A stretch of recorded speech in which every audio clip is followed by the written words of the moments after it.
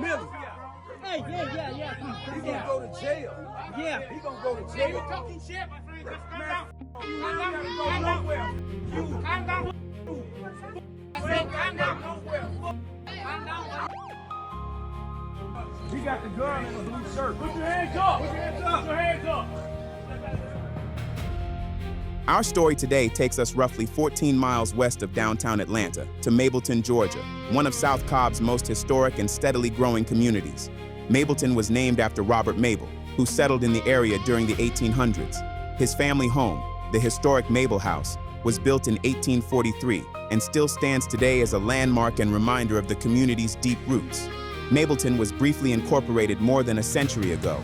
Then, in November 2022, residents voted to bring the city back. Mableton officially began operating as a city again in 2023, and Mableton deserves its flowers. This is not just somewhere outside Atlanta. Today, it is the largest city in Cobb County, a diverse and growing community of nearly 80,000 residents with its own identity and history.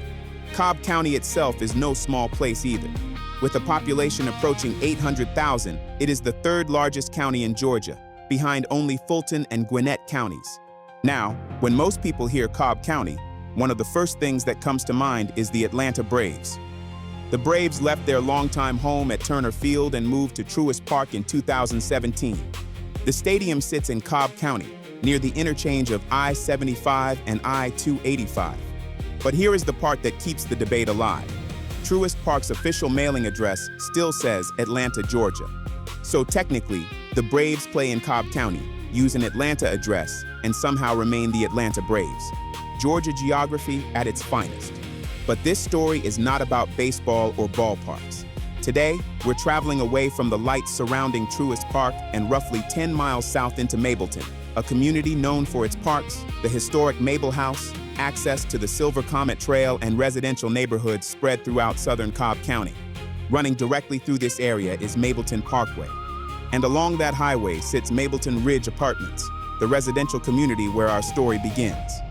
On Sunday, July 10th, 2022, shortly after 12:30 in the afternoon, several residents were outside behind one of these apartment buildings. It was here that a disagreement involving loose dogs would pull several neighbors into an escalating confrontation. At the center of what happened were 26-year-old Khadidra Brooks, her wife, Arlexus Perry, a neighboring resident named Alexander Delgado, and 18-year-old Kelin Pereira. But these four people would not play equal roles in what followed. Arlexus would repeatedly attempt to separate the women. Alexander would become involved only after the confrontation turned violent.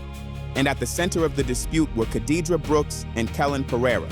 Within hours, one of these women would be dead, and the other would be sitting barefoot inside a Cobb County interrogation room. Several hours after the confrontation, cameras inside the Cobb County Police Crimes Against Persons Office were still recording. The woman stretched across this chair, barefoot and wearing the same visibly blood-stained shirt she had on at the apartment complex, is 26-year-old Khadidra Brooks. While detectives remained outside the room, interviewing witnesses and reviewing the evidence collected from Mableton Ridge, Khadidra was left alone to wait. During that time, she questioned why officers hadn't spoken to her back at the apartment complex. She talked quietly to herself. They motherfucking had waiting so long to goddamn question me. I haven't got one question yet. And y'all supposed to get me red. Y'all motherfuckers put me in handcuffs. And then even asked me what the fuck happened. That's what I'm trying to see. So before they can question me, I have a couple of questions for their ass. Yeah. I have at least 5, 6 questions for their ass. Y'all didn't ask me not shit. Y'all just locked me up in your car. I don't know nothing. I don't know shit. All this time, y'all wait till I got here for you guys to question me when you're supposed to be another motherfucker in that police car. Another motherfucker in police car. Second of all, why did y'all handcuff somebody that actually called the police for the motherfucker? Because her family was gonna let her die out. I mean, her family was gonna let her ass die the fuck out. So I have me two fucking questions. The motherfucker cannot ask me no questions unless I get my questions answered. With the answer down, it gotta make sense. Well, all I got for you is she came in my house, she got stabbed. She ran on my porch and she got stabbed. Those were her words. That was how Khadidra Brooks described what had happened while she waited alone inside the interrogation room. But those few words leave out the confrontation that unfolded before the stabbing and the critical seconds captured from several different angles. But before we hear the story she would give detectives, and before we examine everything she said when they left her alone again, we need to return to Mableton Ridge Apartments and look at what happened earlier that afternoon. Because the confrontation that brought Khadidra into this room unfolded in a matter of seconds, and it began with a dispute involving two loose dogs. We're now going to examine cell phone video of the confrontation from multiple angles, but I need to warn you, some of this footage is graphic. Certain portions I had to blur out because what happened behind this apartment building was hard to watch and was extremely violent. Here is what took place earlier that afternoon. Cameras on.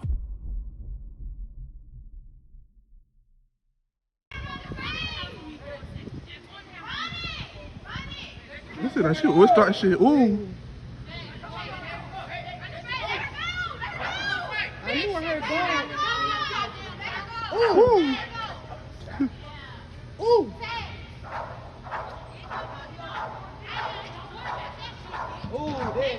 Ooh. I had to go in. Fuck that.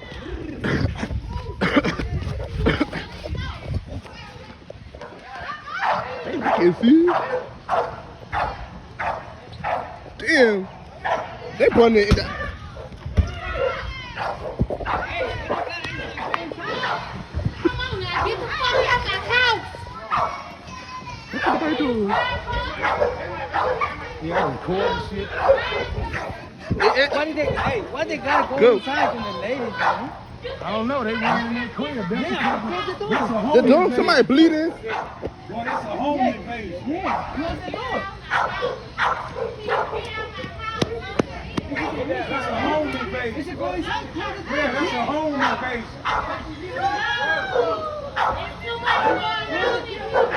That's a home Oh, invasion. wow. Woo! Went in there and got fucked. Damn, damn. Woo! What the fuck? You should have ran in there. You don't run in nobody's house. You don't run in nobody's house. Call the police.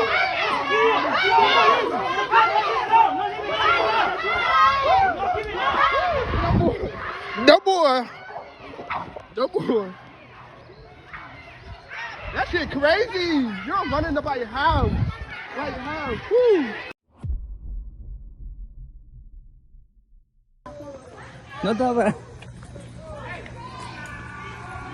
No te vas a parar ahí.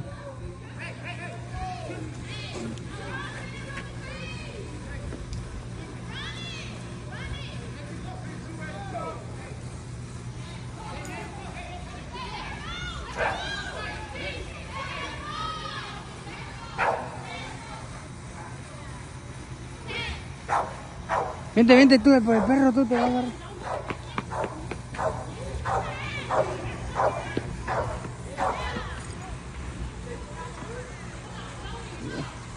What is the guy to go inside?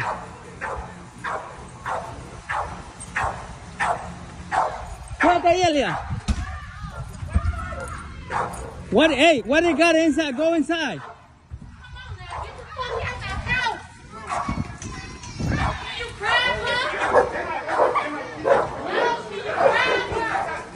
What did they? Hey, what they gotta go inside from the ladies, man? I don't know, they ran in that crib. That's Yeah, close the door. That's a home invasion. Yeah, close.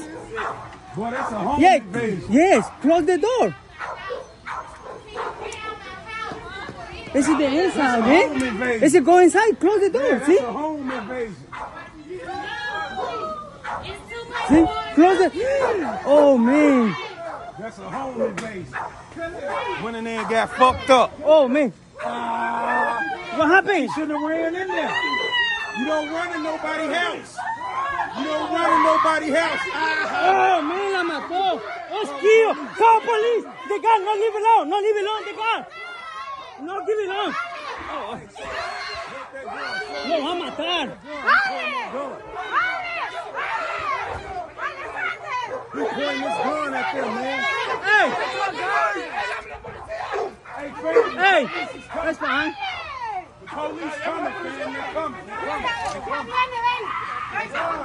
She shouldn't have ran Oh, up in man. there. She shouldn't have ran Hey, up in call the there. police, please. Oh, lo mató. Hey, ven.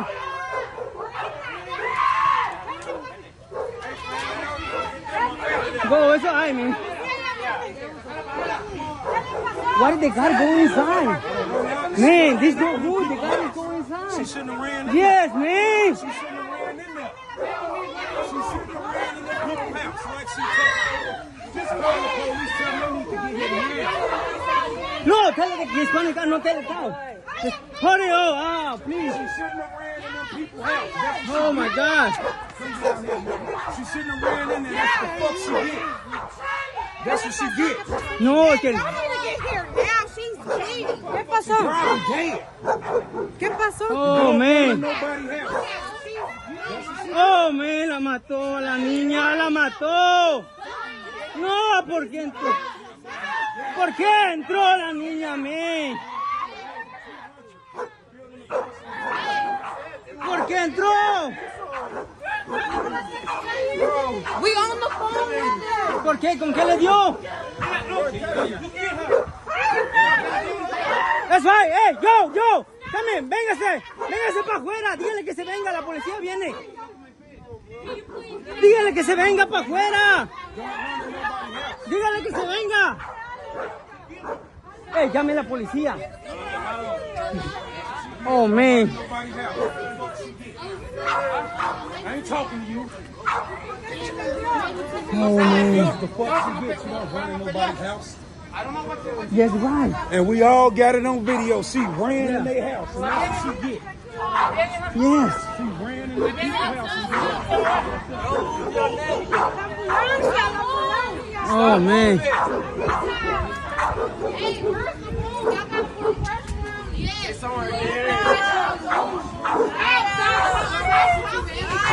Oh, man.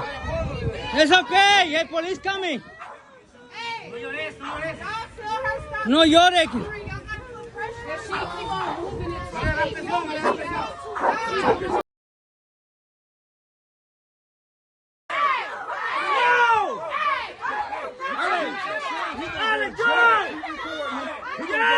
Keep recording. Keep recording. He gonna go to jail. He ain't going to go to jail. Man, police no coming, man. He gonna go to jail. Hey, Millie. Hey, yeah. Come He gonna down. go to jail. Yeah. He gonna go to jail. Talking shit, my friend. Just calm Man, down. fuck you. I ain't gotta go nowhere. Fuck you. Calm down. Fuck you. Fuck you. I said calm down. Nowhere. Fuck you. Calm down. I'm trying to look out for him. Calm down. I'm trying to look out for him. You see what's going on? I'm trying to look out for him. I'm trying to look out for him. She shouldn't have ran in their house. Los bomberos. Millie, mind your business. Get off that No, what? Mire. Millie, bro, come on. Get your friend to take her in the Come house. on, Millie. Yeah, take a bring it here.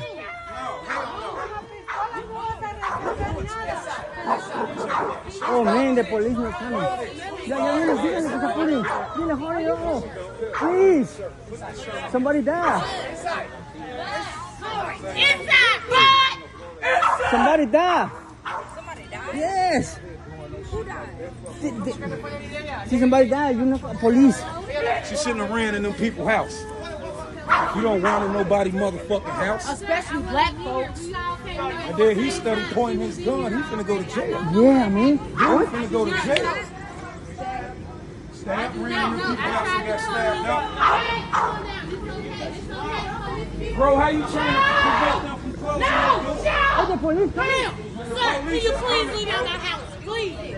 Let me calm her the fuck down so I can talk to fucking police. Please back up, because I'm trying to call. Vete para allá tú. She needs help and y'all man is dying. Let them help her. I'm on the phone with police now, so step the fuck away from my door. Hello. Are you okay? Yes, I'm just trying to be bad things on police being here. Close the door. Close the door. Pero what is wrong inside, man? What is wrong inside the house? What the fuck?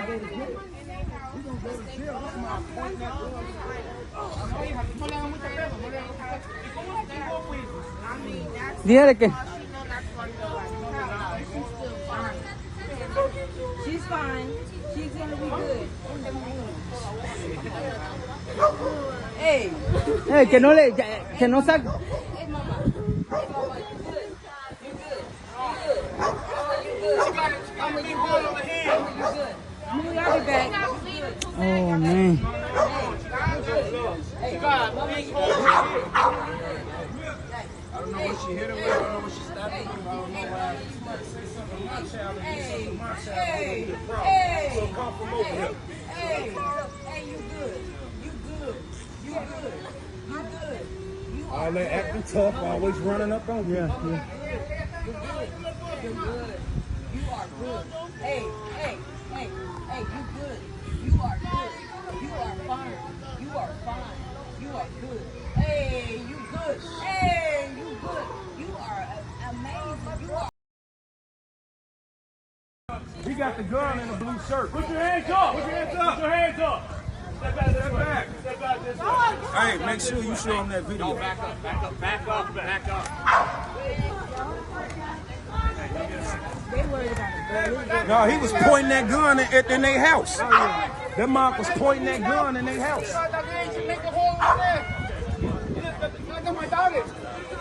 Your daughter ran in them people's house. Your daughter ran in them people's house. Hey, the suspect is inside. She ran in her house. She ran in there. Take you around the block. I wasn't waiting. She ran in there, officer. She ran in her house. Eso le, dígale los de la casa. Los de la casa adentro también tienen. Shit. I don't need to do shit. No, she's coming from right there. And She ran in, so he got it on tape. She ran in the house. She ran in there. She ran in the you don't know house. what he's talking about. She ran in the house. We got it on tape, didn't Oh, we? Anita, Niso. She got it on tape, ass wipe. She ran in there. She ran in their house. The girl was already in there and she ran in there. Why you talk to my shit, buddy? So what? So you mad because she got stabbed. That's what she get. You don't run in people's house. I know you. That's what, and I know you, and I know you. That's what she get now.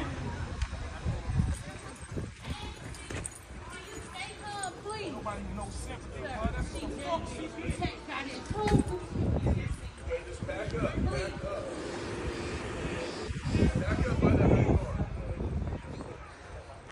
Babe, please stay calm. Don't argue with these motherfuckers, baby. Just stay calm, babe. I need you to go that way. Sir, you just told me to move You to the need to go car. that way. Now. It's li- I'll stay right here. You need to walk this way now. Turn around. Okay, I'm walking. Just hold it. Hold the apartment. She's not going to do that. Don't let her see. Y'all come. Y'all got y'all guns playing.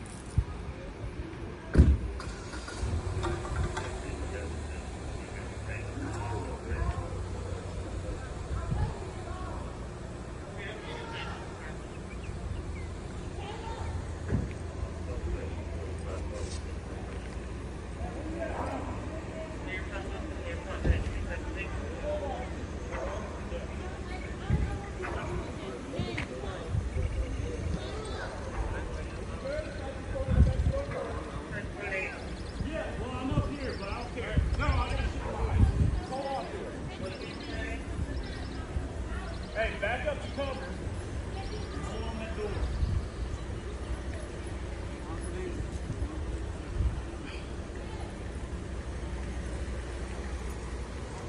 Vete para allá adentro tú.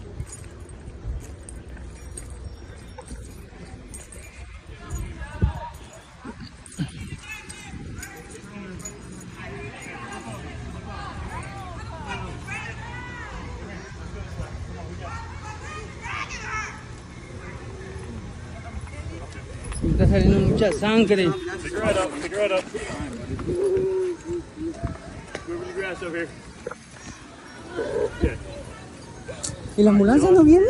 Oh, man. Le voy a decir a un policía que lo llame. Ya lo llamó. This door. ¿Pero dónde está la otra muchacha, la que hizo eso? Ahí está adentro.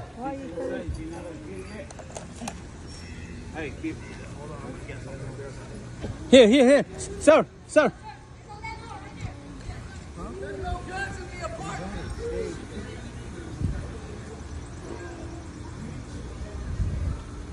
La ambulancia que no llega.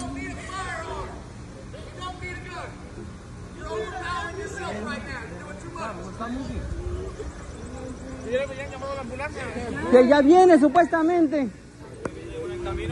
Man.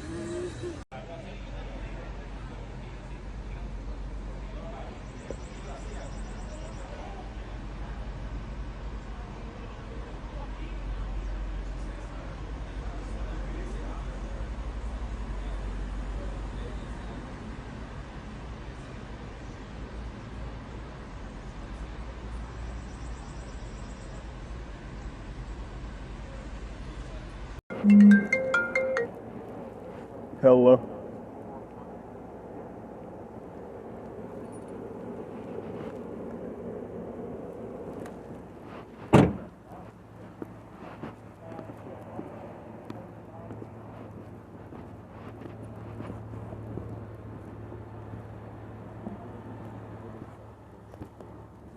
That she was dragging.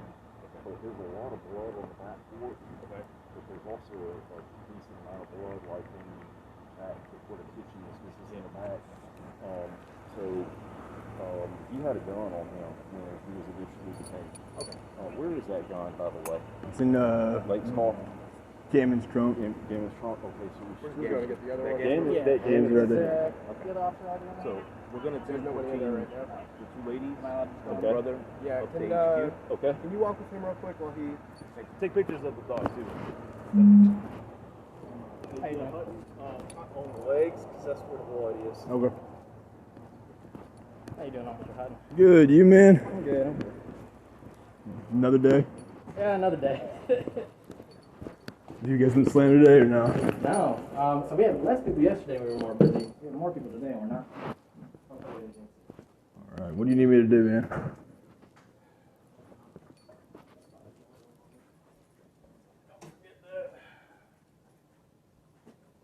You good boy?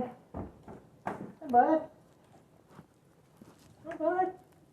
You okay?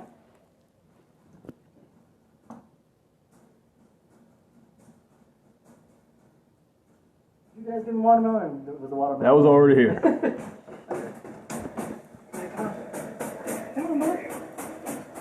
Come on. Might be better to fix that sign. Thing on the front paws. Yeah, you'll get better lighting outside. That was good first. Come on, buddy.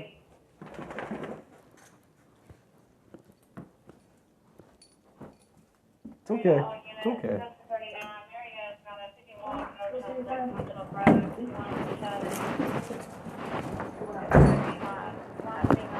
Can you sit? It's okay. Come here, bud. It's a body cam. Good sit. Sit.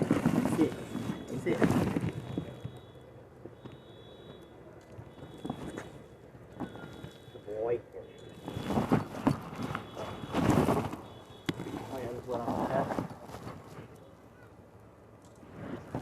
You get the chest picture? Yeah. Sit. I think that's all it. Okay. Yeah.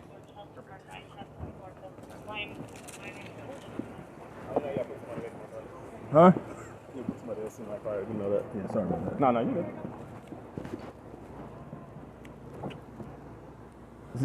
Is this you? Yeah. She is 05.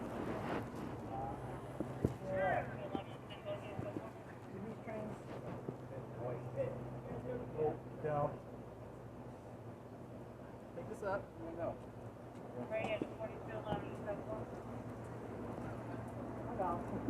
Just the one? No, this is good, right? Alright. Hey, buddy. Who do I talk to about the details of what's going on and who the owner is and everything? Like a dollar? I wouldn't call it a no. Not that. Okay. Who can I get the information from? Info, case number, and badge number. Bradley said that he was going to start the road upstairs first or up there. Both of them are suspects.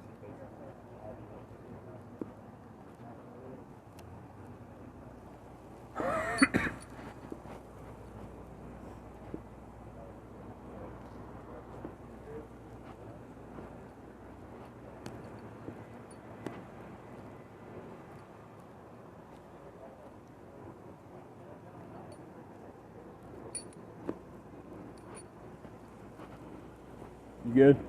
I feel like they kind of cutting me a little bit.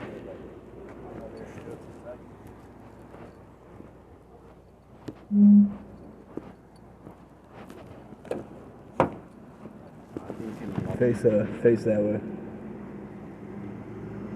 Which arm? Your right arm? I'm not sure maybe because I'm like this. I think it's just the pressure. It's pretty loose, man. Yeah, it might help if you sit like that, just so not as much pressure's on the back.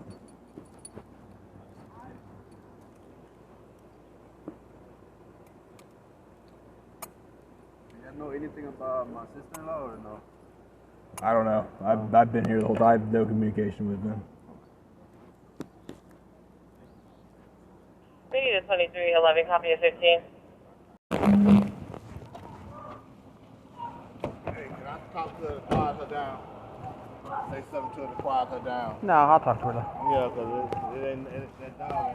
Yeah.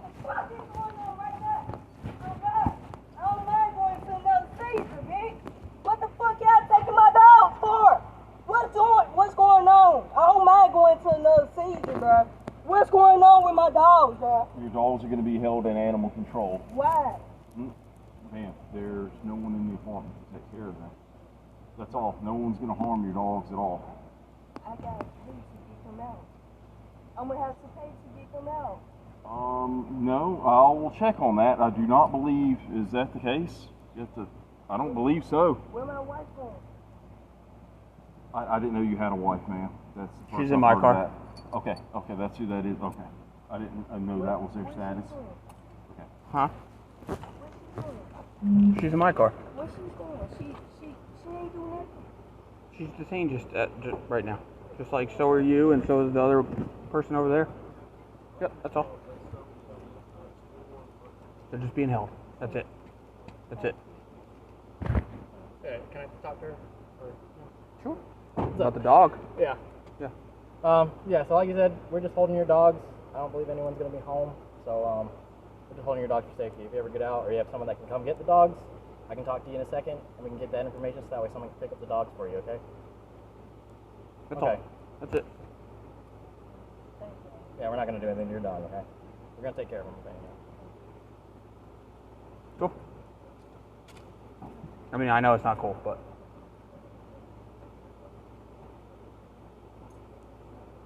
And there's not, I don't think there's any guarantee at this point until I hear otherwise.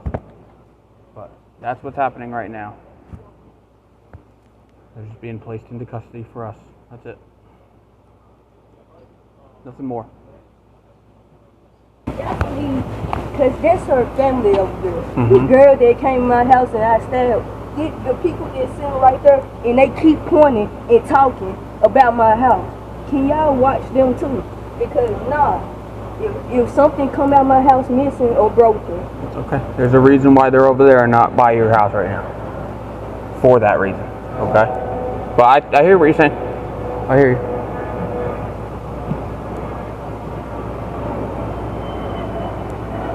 Like I said, they didn't even talk to you yet. So.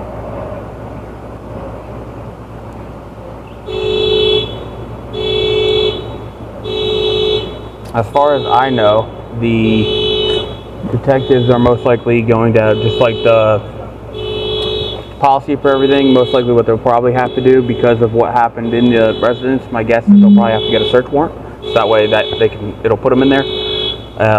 Part of the reason for making that safe for them to be able to do what they need to do is to secure any animals. Okay, so that's literally just it.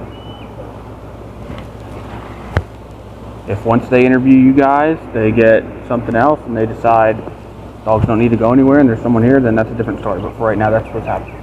Cool. What I'm gonna need you to do, just stand up, kind of stand in the doorway.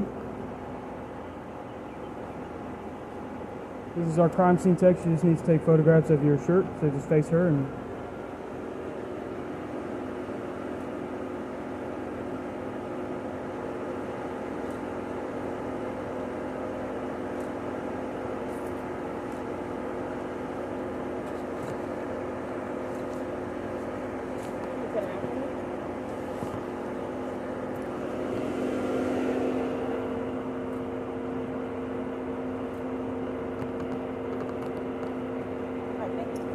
Alright, sir.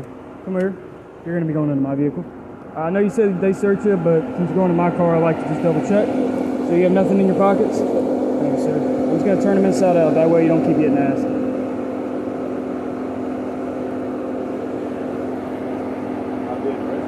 No, sir. Right now you're just being detained.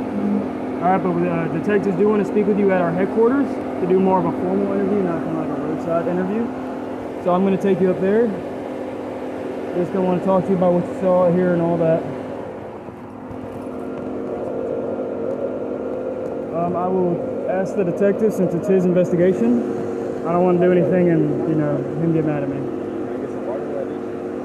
Yeah, I'll talk to him about that.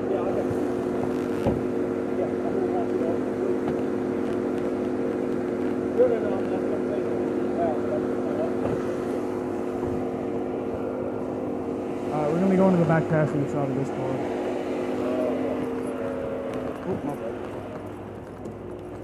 Already got them on. Already got gloves on. Got some blood on it. Does it need to go in a paper bag then if it's got blood on it? Yeah, I guess technically. 1 second. I think I got that too. How can I help you? I'm Kelin Pereira. Yes. How are you, ma'am? I'm good. I was on the phone with my daughter when the altercation happened. She was. Okay. I'm gonna stop you right there. We have detectives here, so let me go speak with him, and I'm gonna have him speak with you. Okay. Hey, ma'am, would you mind just standing right here for me, if you would, please? Thank you. Okay. That's not gonna happen right now. Hey, Rodriguez. Yes, sir. This lady just walked up, told me that she was on the phone with, I think, one of the two ladies that was transported during the altercation. She just literally came up. The lady right here. Okay. I'm gonna move my police car up so I can start interviewing people on the AC. Okay. All right. Cool. All right. Lake, was she in a vehicle over here? Hey, ma'am. I'm Sergeant Bradley. I'm with the detective unit. I'm Kelin Pereira. Hey, I'm hanging in there. I am still getting up to speed myself. So, hopefully I can answer some of your concerns.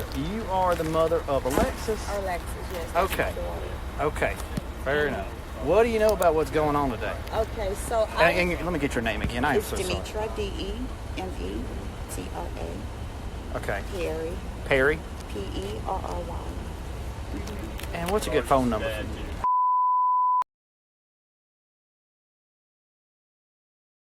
And your date of birth, Demetra?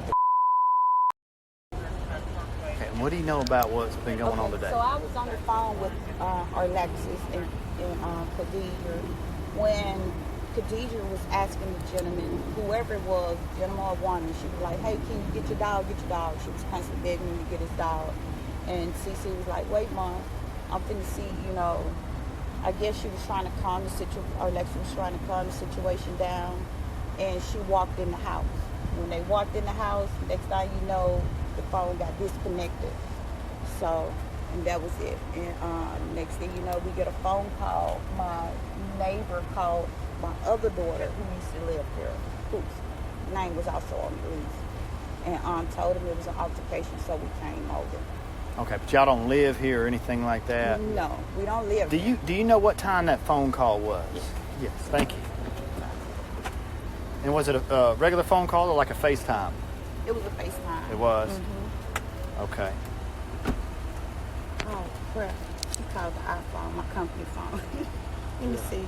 I think I called it right back. Yeah, see, because Zaya accidentally called, well, didn't accidentally, she wanted to talk to her.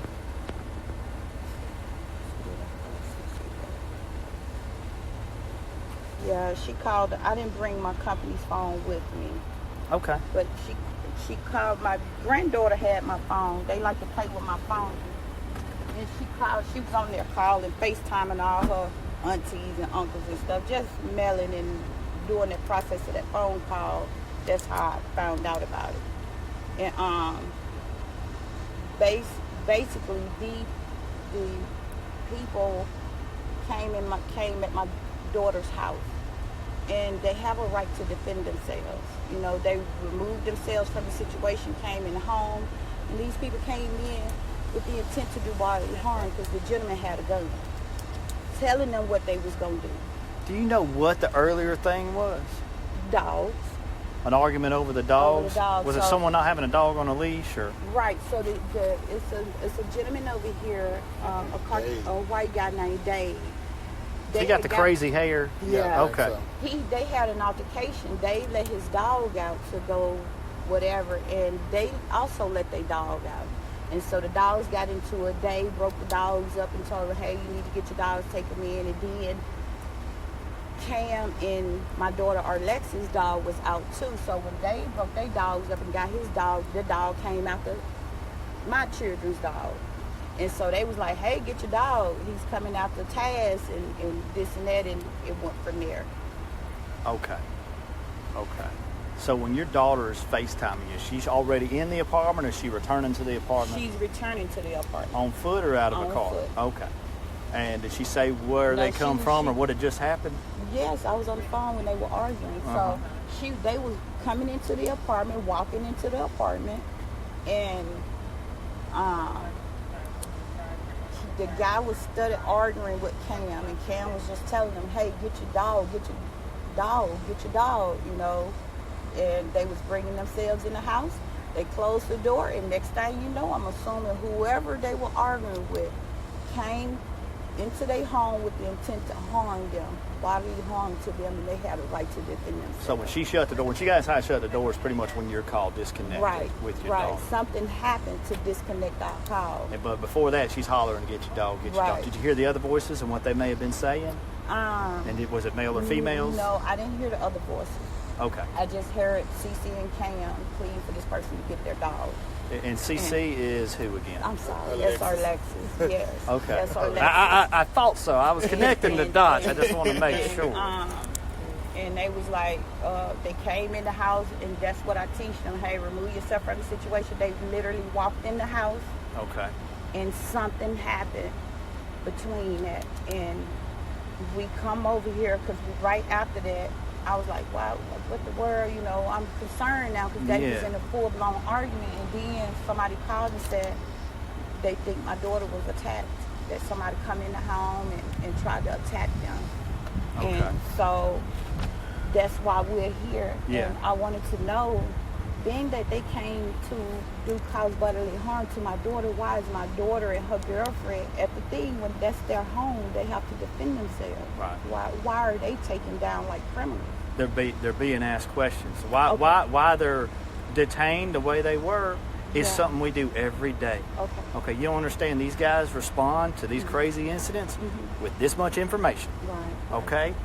And they see somebody badly hurt, they see possible weapons, or they hear on the 911 call someone's got a weapon and stuff. So they start putting handcuffs on people. It happens every day. We sort it out. They're up at headquarters right now, having a Coke and a snack and talking to our detectives right now. Okay, they're being treated very well. these guys have limited information, Right. okay? And it ain't about treating people like criminals. It's doing what we got to do because we don't know what's going on. Yeah. It's easier to sort it out when you make the scene safe as quick as possible. So that's all they were doing. Absolutely. All right. I understand. And your daughter probably understands it now. Yeah, She is up at our headquarters right now talking to detectives, the 2 detectives that are actually working this investigation. Okay, I'm the sergeant here for the scene. We do have a search warrant for the scene. We just got a little while ago so that we can go in there legally and process it. Right. That's what I don't understand. Why is their property being searched when they're not the criminal? Because it is where the altercation took place. Okay. Because and I'm not saying anybody that lives here is a criminal. Okay. I am saying that it is the scene of a criminal investigation because that's no doubt. So that's why we get the search warrant from a judge so we can legally go in there and better piece together the scene of what occurred. And if it is a case of self-defense, defending your own home, your own territory, then us going in there and processing it can hopefully support that. Yeah, it's not a bad thing that we're in there. That's true. I understand, and that's what I was going to ask is like during the process of this, had y'all determined at some point in time that they were the victim because that's their residence? I don't know because y'all are the first person I've talked to that's not law enforcement. Okay, I got here really late in the game. The 2 detectives are going to have a better idea. And once they finish, they just started talking to folks. Okay. So these things take a little while. You know, it's a weekend. We got to get all our resources in from their houses and start working it. So it takes a little bit of time. All right. But I do know from what I hear right now, nobody is really pointing a finger at your daughter of doing something really bad to somebody. But she was there, so obviously she's one of the key people we want to interview so we can start piecing the puzzle together. All right. I do want to get that timestamp of that phone call, okay? Because that helps us develop the timeline. Okay. But I can give you my work cell number, and you can just text it to me. Okay. You just text it to me. Absolutely. And then if you have any follow-up questions or anything like that, you can reach me. Okay. At this phone number. I really appreciate it. Thank y'all so much. Yes, and ma'am. Lord knows I know y'all have a investigation. I truly do understand, and I was just concerned because it's kind of scary when somebody can come up in your house and nothing be done to them. You be the one go to jail. That's a scary thing. She ain't at jail. She's at our office. As part of the investigation, okay? We appreciate it. Yes. Appreciate it. And I do apologize. Like I say, we are black, so no offense. Hey, no. It scares us every time. Don't be scared. Don't be scared with how my unit handles things at all, okay? I've been doing this for 12 years in this investigations unit, okay? And we rely on the Constitution and people's rights at all times, okay? If ain't nobody leaning on that, I don't want them in my unit, okay? So don't worry about that. I thank y'all so much because I promise you this is an experience that I was not expecting it to go like this, but I appreciate y'all so much. Thank you.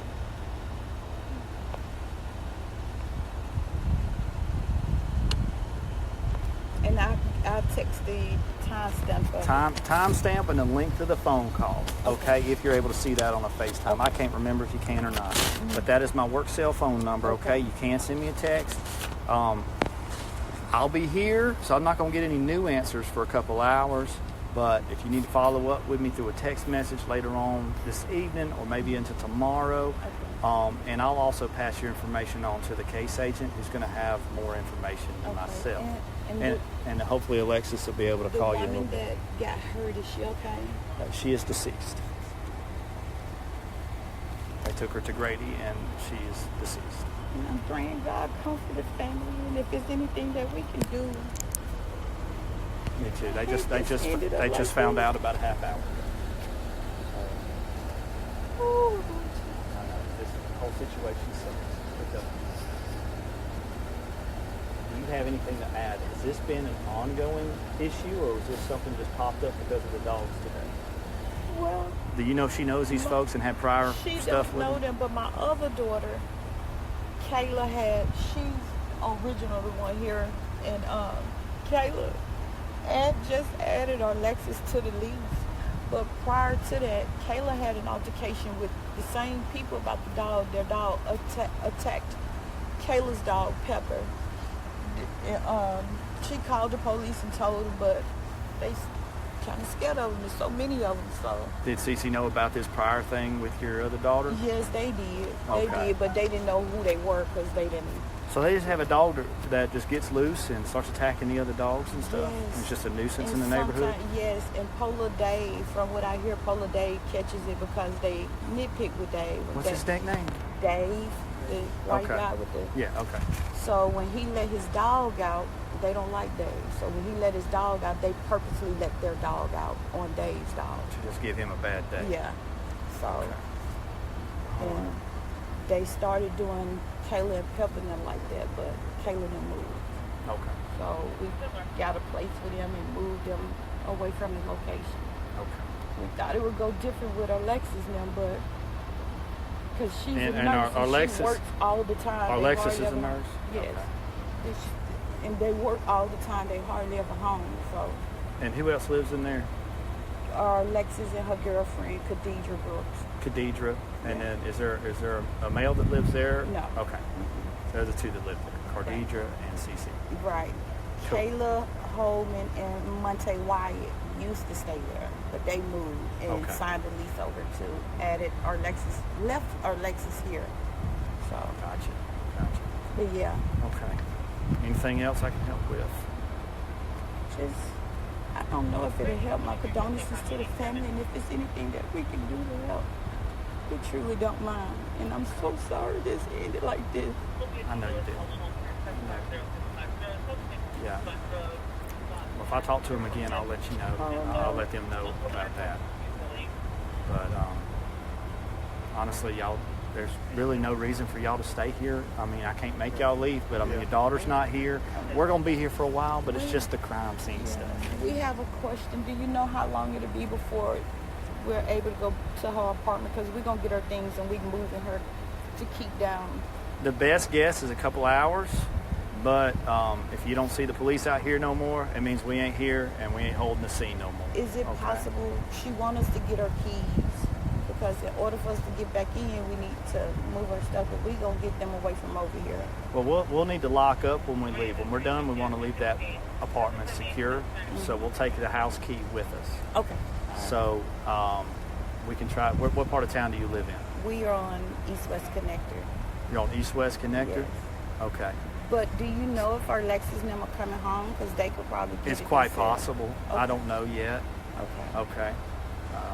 But yeah, I'll make sure that we leave with the key and get it to either your daughter or you. Okay. Thank you so much. Thank you. We getting up from over here. Okay. Correct information to understand what's going on. All right, so let's just start from the beginning. What happened? Well, I went to walk. She was okay. Cameron, I guess that's her actual name. The individual the short little girl. The shorter black lady? Yes. Okay, so her name is Cameron. Okay. Known as Cam around here. Cam, okay. So Cam. Now, me and Cam, this morning, I didn't realize that she was outside because I walked outside, nobody was out, so I was going to take my dog out for a walk. Right. So we were coming out the door. The back door's messed up, so when I open it up, he likes to dart out real quick. So it's like, and I forget to put the leash on him, so I let him run out there. So I got him. So there was no issue really there. Her dog just wanted to play with my dog, and they're not really ready for their dogs to play with other dogs because they're not so sure about that. But yeah. Y'all clearly seen how when they took the dogs out, the dogs didn't act hysterical. Yeah. Now, there was no issue between our dogs, so we got her dogs put inside. My dog continued to use the bathroom. I got ready to put him inside to let the small one outside to let him use the bathroom. Mm-hmm. Well, as I was getting ready to get the big one inside, the Hispanic guy behind me opened up the door, but I didn't hear him open up the door. But I heard a noise, and I turned around, and as I did, I seen a dog coming at me, and my dog just broke loose and took off after the dog. Got it. Okay, my dog is 20 months old, 90 pounds. He's going to do whatever he wants to do. I got 2 fractured vertebrae and 8 rolls in disc. Yeah. I got my place. You know what I'm saying? Yeah. So my dog was trying to protect me in any sense. He didn't know what was going on, so my back was turned to the situation. My dog snapped me around. I see what was going on. My dog ran up, bumped into him. I said, no, my dog stopped. That dog broke loose and then came after my dog. Okay. And at that point, I was getting my big dog inside him. And as I was, their dog got loose and came after me. Then my small dog heard the whole commotion and he darted out the back door and just bulldozed the big dog. My dog, the small dog is 3 years old.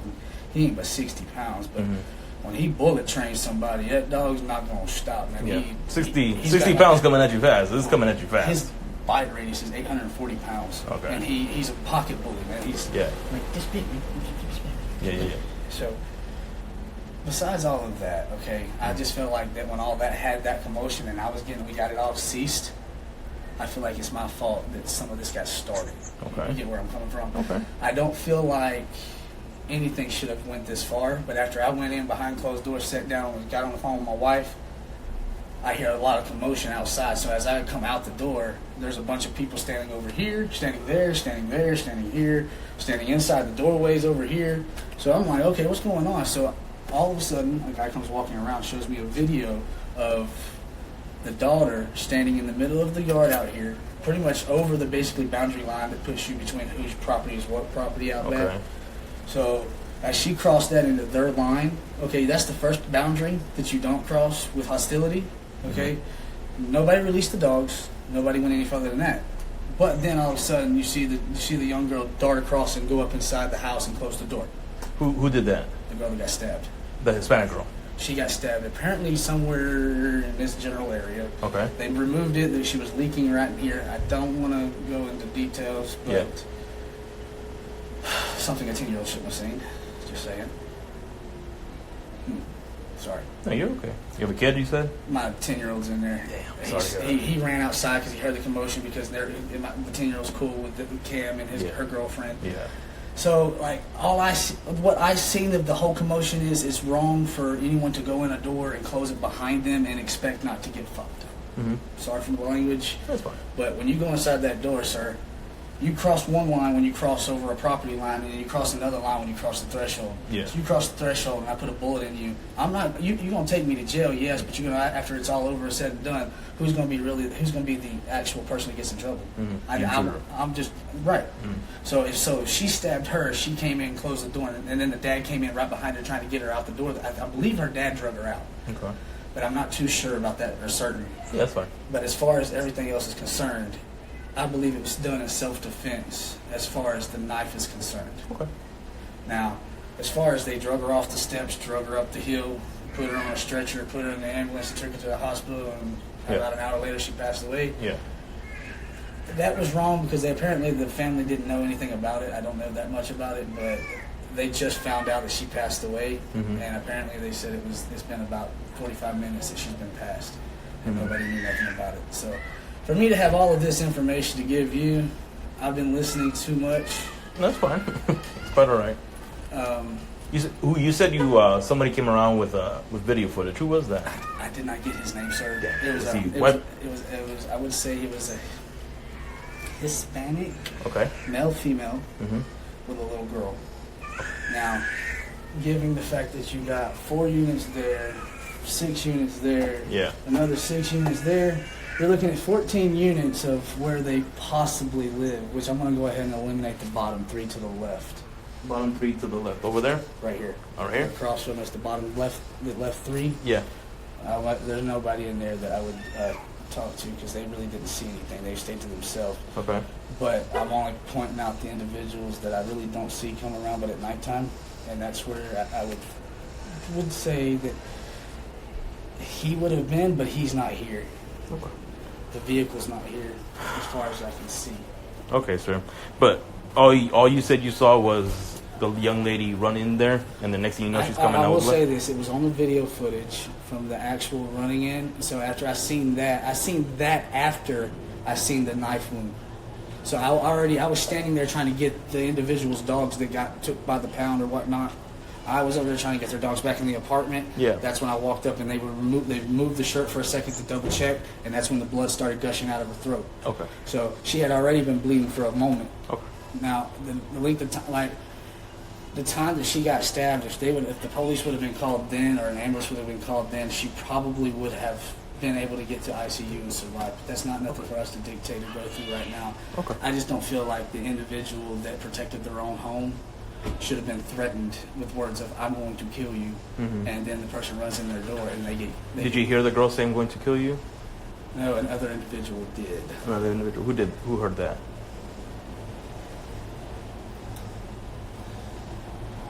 A bunch of ladies. A bunch of ladies over there? Okay, that's fine. That's how I found out about the video footage, because the dad walked down, and I'm still trying to figure out how he was in the grass but got video footage of inside the house. Okay, gotcha. Okay. Because there was he had some real gruesome video pictures from the whole issue, the whole thing. Really? He never sent them to me. I can show you, but it's nothing on my phone. Like I said, he sent them to you? No, I said Like, he didn't send them to Okay. me. You said he was Hispanic? He was Hispanic, and he did have a Hispanic wife with a little girl. Now, I've not really seen them but once or twice. You know what car they drive? They're not here. Fuck. All right. They left. They left? Okay. As soon as it all happened, they left. Okay. I think I was supposed to talk to that lady right there, but I'm not sure. All right.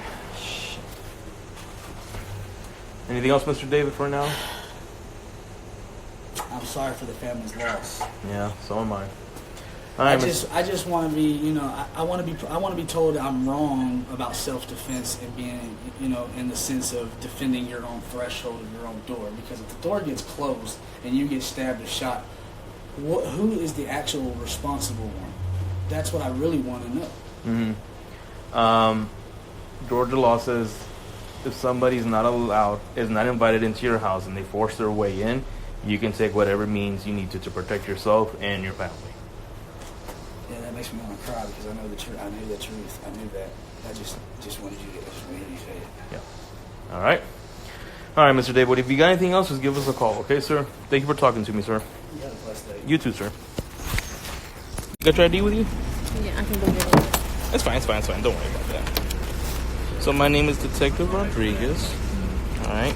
Before we continue, are you hurt? No, I'm okay. You're okay? Mm-hmm. All right. How you spell your last name for me? Pereira.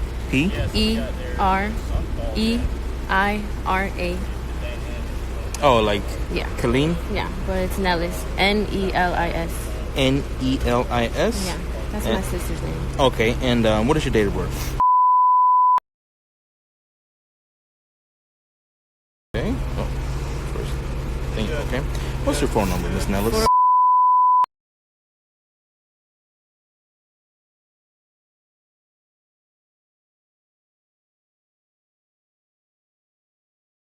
Number by any chance? Can I give you my sister's phone? Sure.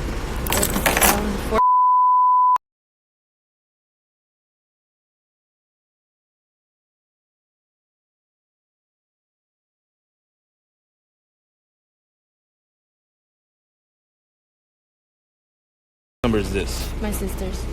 Kelin? Yeah. Okay. You have another number? What about your boyfriend's number?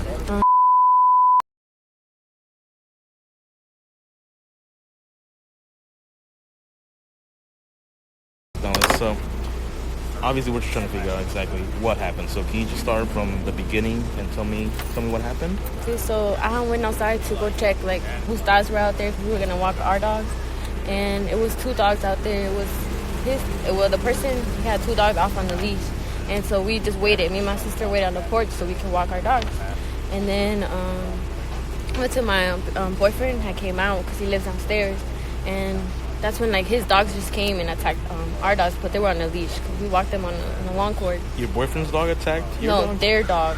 Oh, okay. Came to attack our dog. See. No, okay. And that's when I helped my man's grab the dogs, and then that's when she just came out his house, and she came out of nowhere, and she was just like popping her shit, saying that her dogs would beat their dog's ass or something, but she got nothing to do with it because at the end of the day that wasn't her dog. And then that's when she just came, she started approaching us, and we were on the stairs, and she just hit my sister. They were verbally going to it, and she came and she hit my sister first, and my dad, we were all there, and then my sister just she backed off, and then. I mean, cut you off. So I noticed there was 2 black girls, a bigger one and a smaller one. Okay, so the bigger one, that's her girlfriend, and the little one was the one who attacked my sister. Okay, so the little one came, and she. Her girl, she told her to go in the house, but she came and she hit my sister. I don't know if she hit her in the face, but we were there. And then my sister just backed off, and then she was just like, okay, if you want to fight, like, you know, because she hit her first, and then she came with a big stick. Who did this? The little girl, the short girl. She came and she was trying to hit my sister with it. And then that's when, like, I just see my sister, like, they started getting into it. They started fighting. And then, like, but when they got to the porch, I just seen that, like, she had, like, snatched my sister inside her house. And then we were running, we were trying to get in there. And my dad, like, when my dad went in there, like, my sister was already bleeding. Okay. But the girl, the big girl, she, like, when I was trying to go in the door, like, open, she was holding the door back. And she would not let me go in there to save my sister. And then that's what I remember happening. Okay. All right. So just so I get this clear, you and your sister were going to walk your dogs. Before you walked your dogs, though, you went out to check whose dogs were there. And you noticed that there were 2 dogs not on the leash. Yeah. So you decided to wait a little bit. Yeah, we waited and chained our dog up on our porch. We live upstairs, and we waited till they were gonna leave. Okay. So where was all this at? In the back, by our stairs. Where's your apartment? 1432. Is it that far from here? No. So is it across the way? Okay, gotcha. So it's both of the apartments. Basically, they live right there, but since we have a backyard, that's where we all walk our dogs. Got it. Okay. She went over there where the stairs was, and she hit my sister. Okay. She hit her first. Okay, so you and your sister were going to walk your dogs. You go out there, you see that their dogs are there, so you decided just to wait. You chained your dogs up to the porch. And they got into altercation with my baby daddy's dog. And your baby daddy lives underneath you? Yeah. Okay, so then your baby daddy dog was attacked by their dogs. Not their dogs. It was a whole other that white guy. Okay, so his white guy. That dog attacked your baby daddy's dog. Yeah. Okay. But he has 2 dogs. They all started fighting, and I helped him. And then that's when she came out of nowhere talking about her dog will beat our dog's ass or something. Okay. She wanted to fight, that she would kill us and all this shit. Okay. And then that's when she went to my sister. My sister was like chill out. Like they were going back and forth, and she actually went over there and hit my sister while we were there. So she started running her Yeah. mouth, and then your sister, did she clap back, and did she say anything back? They were just like arguing, like verbally. And then that's when she came. My sister was like, okay, we want to fight. Then like, what's up? But she came and she hit my sister. That's when my sister, like my dad told my sister, just chill, like, you know, just leave her. She's crazy. She got nothing to do with it. And then that's when she came back and she went to go get a stick. She was trying to hit my sister with it. And then that's when they started fighting. Like, they started fighting, and I just seen that she pulled her like in the house. And after that, when we opened the door, I just seen that my sister was like bleeding out. Like I noticed that something wasn't right. Cause, like she had too much blood. Like she was only in there for like a little bit of time, but I was trying to fight. I know it felt like forever, but if you had to guess, what was the time that she was inside the apartment? I would say she was at least in there for like 2-3 minutes. Like we were fighting to open the door, but my dad was in there because my dad got time to get in there, and that girl shut the door. And then that's when you were trying to get in. That's when we were like trying to fight, open the door, and then we actually got the door to open. And I just seen that my sister like she had fell like in the kitchen, and she was just like bleeding. And I checked her neck, and she had a hole like in her neck. Okay. And that's what really happened. Okay. But really, they ain't have nothing to do with us, because at the end of the day, they got into a fight with that person. Like, and then we handled it. They were that fine. person was fighting your baby daddy. Yeah, but he wasn't even fighting. Like he just grabbed his dog when they were done. He went inside. We like he know he didn't have a leash, so yeah, he know. Okay. But she just came out of nowhere and like getting into it, and I don't know. She just stabbed my sister. Okay. So I understand. You said at one point she came over to your apartment and hit your sister, right? At what point and how did your sister end up at your house and ended up over there? Because they started fighting, and then they ran, like they were running, basically, because we live across them. Yeah. So they were on the field first, like they were like fighting, they were moving, and then out of nowhere I just seen like they was heading to her porch, to that girl porch. Okay. And then that's when I just seen that like my sister got like she just dragged her, like she pulled her, like they were fighting, and the door got shut. After that, like we couldn't get in there. Okay. And then I could just hear, like we could hear the kitchen, like altercation, like some altercation went on. My dad got the chance to go in there, and then that's when he seen my sister was bleeding, so I told him something's not right, like, and then I just see my sister just drop, like just dropped to the floor. Okay. All right. So I'm gonna paraphrase again. You were gonna walk your dogs. You waited. The two Morena's dogs started attacking the white dude's dogs. No, their dogs were inside. They just happened to be there. They were just out there. The two Morenas, they were just sitting out there. Yeah. No, but I'm sorry. His dogs attacked my your baby daddy's yeah. dog, and then you were trying to help separate. Yeah, we separated them, and they went inside. Yes. She came out of his house. La morena. Yeah, la chiquita. Ella salió de la casa de él. Estaba legando, like, diciendo cosas. And then that's when my sister was like, the fuck? Like, she was just talking shit. She was like, I will beat that fat bitch ass, which was my sister. Because my sister was like, stop getting in it. Like, it's not your dog. Business, like, right. Yeah, and then she just came and hit my sister. The big one or the little one? The little one. The little one. The little one was the one. The big one was trying to stop her girl. Like, she was trying to stop her, but she didn't fucking stop her. Okay. So the little one hit your sister, and then that's when they started fighting. That's when they fucking started. And she the- grabbed a stick. Well, she walked away. Who walked away? The little one to grab the stick. When she came back, she was trying to hit my sister with it, and then they started fighting. So did they fight and then stop and then fight again? Yeah, like they ran to each other basically. Okay, so they started fighting and then they stopped, and then that's when she grabbed the stick. When she hit her, my sister was on the porch, but my sister didn't leave because my dad was like, no, just leave her. But then when she grabbed the stick, my sister was like, okay, then why the fuck you hitting me? Like, you know? And they started fighting, and then I just see them, like, they were running, like, they had ran close to her porch, and then that's when my sister got dragged in there. Yeah. Okay. And was your dad next to your sister when she was dragged in? No, my dad, he had went upstairs because he knew something was going to happen. He went to grab his shoes and his shirt. And then when he came out, like, he seen that my sister had went in there, and he ran, and he pushed it, like, he got in there. Yeah. But then that girl closed the door again, and we couldn't get in there to help.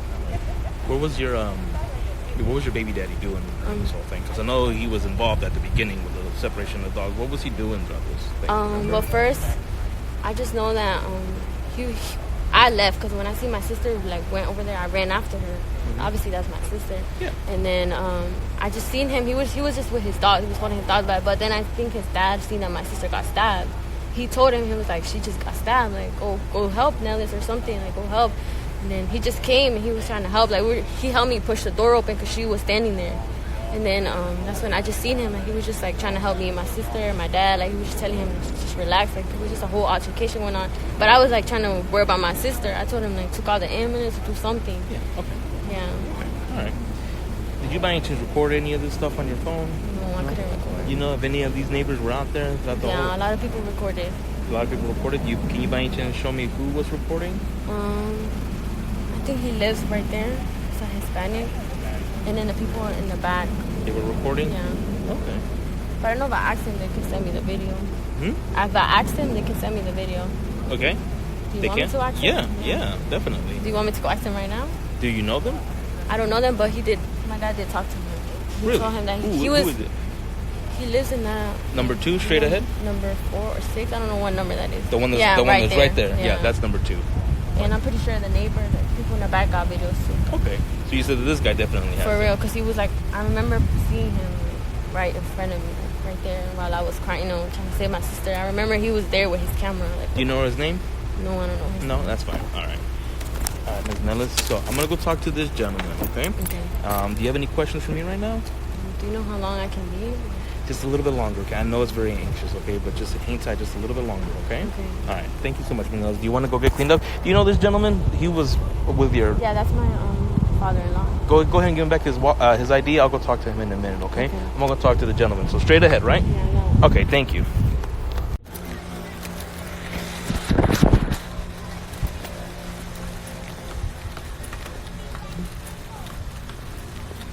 Come over here and don't ask you no questions unless you coming over here to give out answers.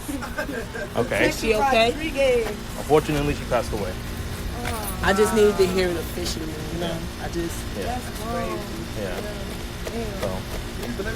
So that's where we're at right now. So that's what I'm trying to figure out. Yeah, see what's going on. I'll be honest with you, you quiet down. I was in Smyrna cleaning through these Oh shit. By the time I came out, it was too late. Okay. That video should tell y'all everything y'all need to Who know. recorded the video? It just got airdropped. Okay, who airdropped it to you? It just got airdropped. It don't say no names to the iPhone. Who were you around when the said airdrop was airdropped?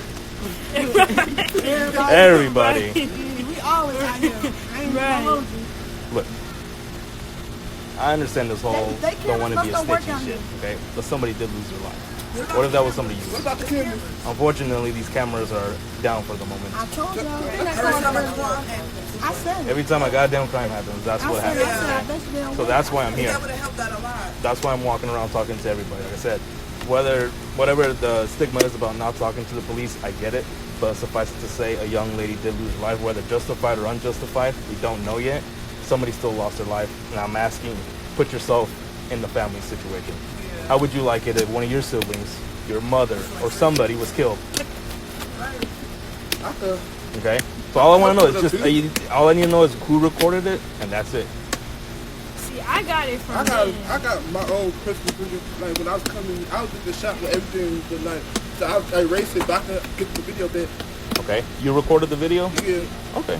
Can I talk to you? You're not in any trouble. Come on. I don't bite. I don't bite. Like this the city you from. Like, Yeah, just be honest. And like he said, that's just like if it was one of us, Woogie or somebody, like, fuck that shit. Right is right and wrong is wrong. It is what the fuck it By the is. time I came out, it was. I don't even know what the And hell I was don't going understand, on. it ain't no such thing as snitching. Get out the dirt! You too, Mari. I don't believe in that snitching shit. You know, I feel like that everybody's accountable for their own actions, and you're old enough to make your own decisions. And I shouldn't have to tell you to tell on yourself. You understand what I'm saying? And I shouldn't have to take no weight for you. Go to album. Or for nobody else. I'm saying no weight for me. And suffice it to say, Go to research. it was a fight about dogs. Hey, I know your picture. You got pictures in here. So, like, at what point does that make any sense? It doesn't make any sense. It does not. It's not hard to do this. You know what? Fuck you, and just walk away. That's all you have to do. That's all you have to do. But it looked like they had their dog in Don't their house. scroll. Don't do nothing. Don't go over. Don't go left. Don't go right. That's real shit. I was not saying this. I'm human too. Trust me. I got some shit I don't want nobody seeing on my phone. Shit. Scrolling now. You've been warned. You've been warned. You got iPhone? I could have eardropped it. I already got She already gave it to me. She already eardropped it to him. It's the same video, right? It's the same Yeah, video. it looks like it's the same video, but I didn't watch the whole thing all the way through. Because at first it looked like he didn't get no more, but then at the Like, end, I was like a you shot. get them at the door. You know how kneeling you down. want to watch it and record at the same time. The struggle is real. Yeah, that's how the other Mexican man was. He wasn't even looking at his phone. He just had his phone in the air, just like this, the whole time. The whole time. Don't even know if he He caught didn't even know if he anything. recorded it. Probably just got nothing but the house. How he had his damn phone. That Mexican? Oh yeah. Where's he at? Do you know? I think he related to them. Look, you see him with the phone. Look, you see him right Yeah, I see him.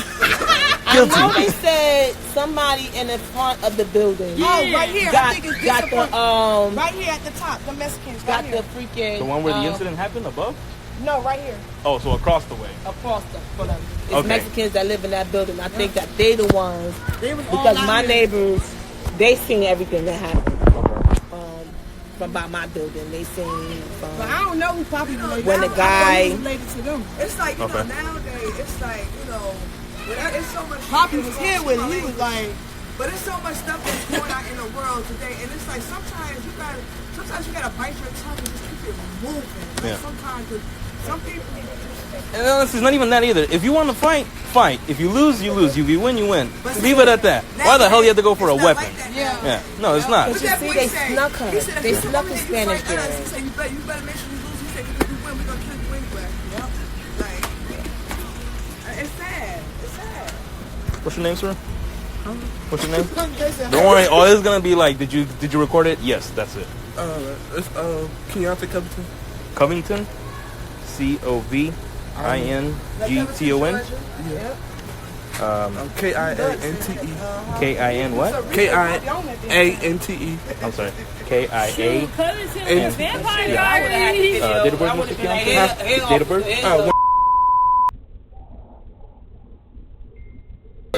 What's your phone number? It's 404.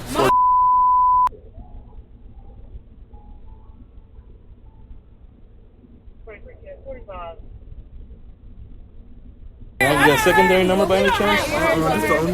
What do you live at? Number 1? 1201. What building number is this? 1200. Building 1200? So 1201. Okay, got it. You see? That's it. Did that hurt? No, it didn't hurt. Thank you so much. Take care, guys, okay?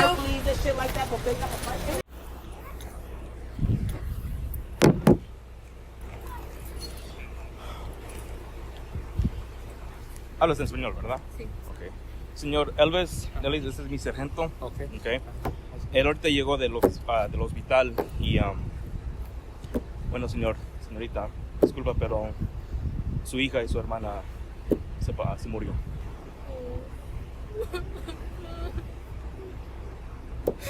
No, my kids.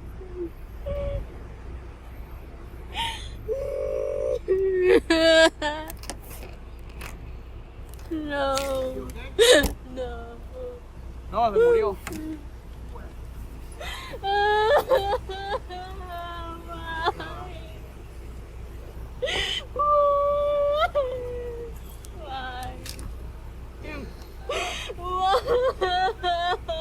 ¿Por qué no la maté, perra? Yo.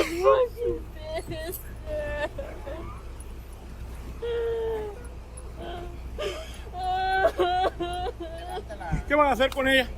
¿Qué van a hacer con ella? Ahorita la tenemos en nuestra oficina, ¿ok, señor? Todavía estamos investigando, ¿ok? ¿Ok?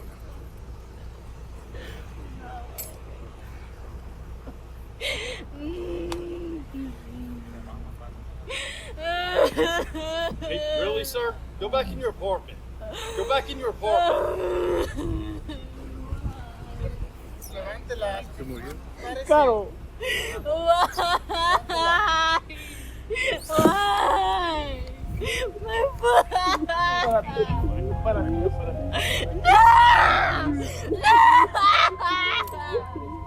No! By this point, what began as a disagreement involving two loose dogs had ended with 18-year-old Kelin Pereira suffering multiple stab wounds. Despite the efforts of neighbors, first responders, and medical personnel, Kelin did not survive. Her family had now received the news no family is ever prepared to hear.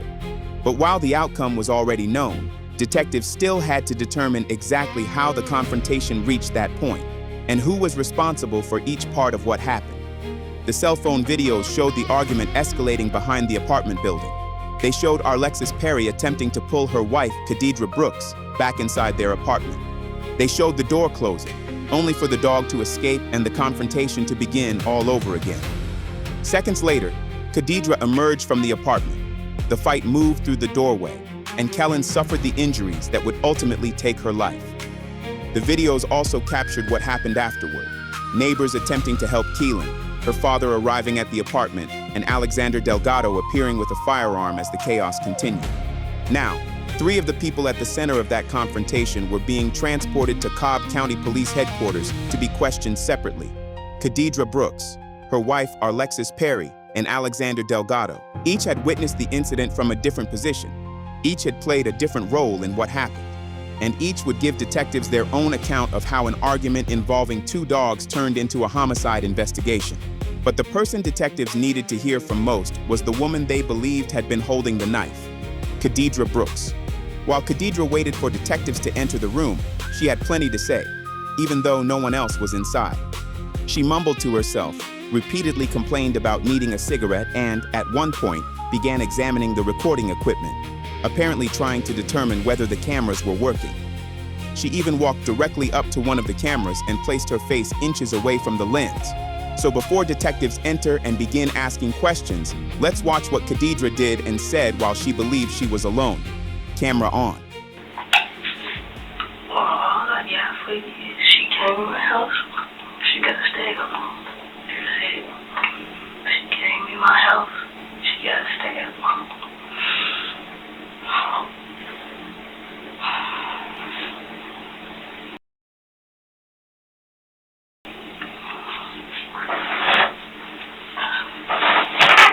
How long y'all gonna take? I know one of these cameras can see me. How long y'all gonna take?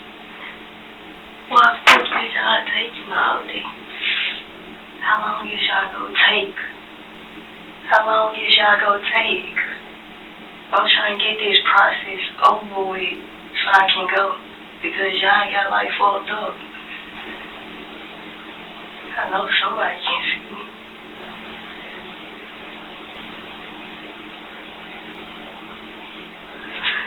I know somebody can see me.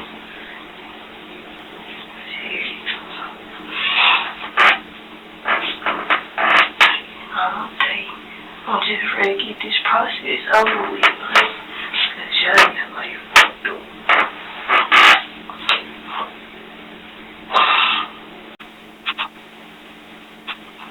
I don't know what the fuck they got going on. But this shouldn't be taking y'all no 2-3 hours to come and talk to me. Like, what the fuck is going on out there? It shouldn't be taking all this motherfucking time. Y'all might as well should have locked my ass the fuck up then. I mean, I'm not, y'all might as well should have locked my ass the fuck up. I mean, they should have locked my ass the fuck up. Cause I got 2 questions for that. Why the fuck y'all didn't question me outside my apartment to get my side of the story? And why did somebody that call the police for someone that family was and let them die? And third of all, why her motherfucking daddy ain't up in this bitch when he done bust my lip out? But y'all got the nerve to say, oh, your crib gonna be alright when he was standing right up and he was in the midst of shit. Now, come on, huh? Cause y'all finna make me motherfucking pissed off to the point that y'all go, shit, I'm gonna go to jail today. Some way, somehow. Shit, I'm gonna go to jail today. For real.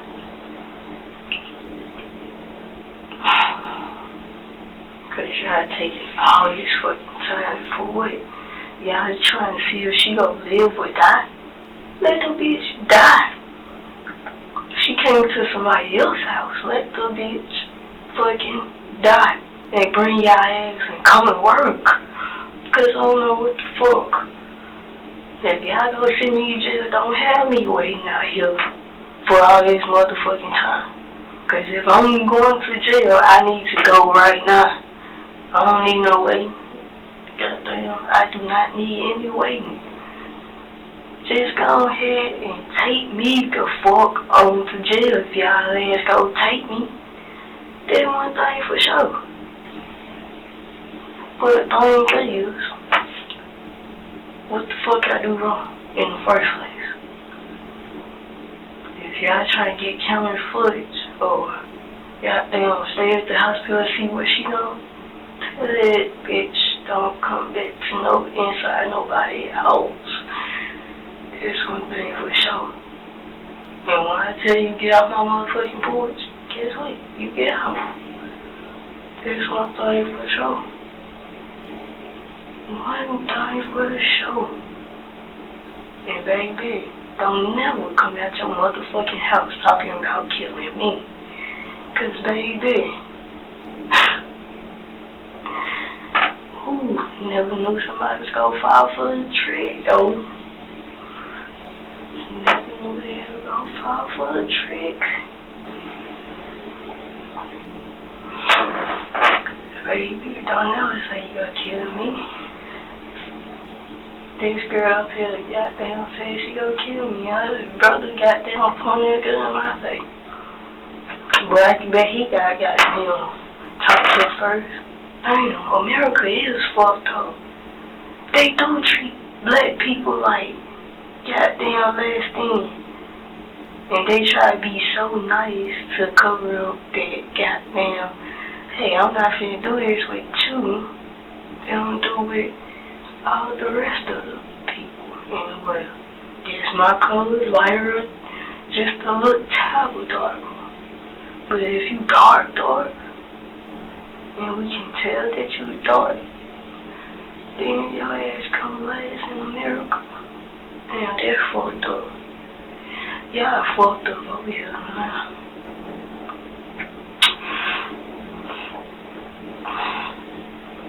I'm the last person that you would talk to anyway. Because I need something. But come on. Taking all day. I need to go smoke me a cigarette for real. Shit, y'all make me angry and I need me a cigarette to can't smoke no cigarette in this motherfucker. So bring y'all ass on now.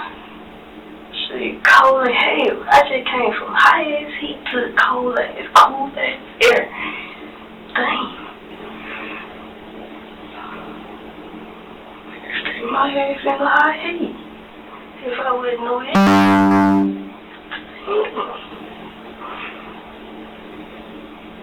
And y'all boyfriend say I don't even know where they're coming from. Shit. Dang. I still got a bloody shirt. There ain't even my blood. Bloody pants. There ain't even my blood. I don't know which time I'm working at the moment. But I'm talking to the cameras. And whoever behind them bitches. Bring y'all ass on GD. On 7-4. I ain't bring y'all ass on. I'm gonna y'all. I got a couple questions to ask motherfuckers. I got a few questions to ask motherfuckers. And y'all cannot ask me not shit until I get my answers. Then y'all can ask me something. But I ain't answering not shit until I get my answers first. And there'll be some correct answers. Like, no wrong shit, no wrong shit. And I'm finna piss on this seat too. Baby. I'm gonna piss on this goddamn seat cause ain't nobody come check on me all this time. I know I went that sleep. So not hear this motherfucking by her ass door open. You feel? I mean, like, y'all didn't even get no story from me. This is the first time y'all want some story. And don't even know if they'll go get a story from me once they do come in.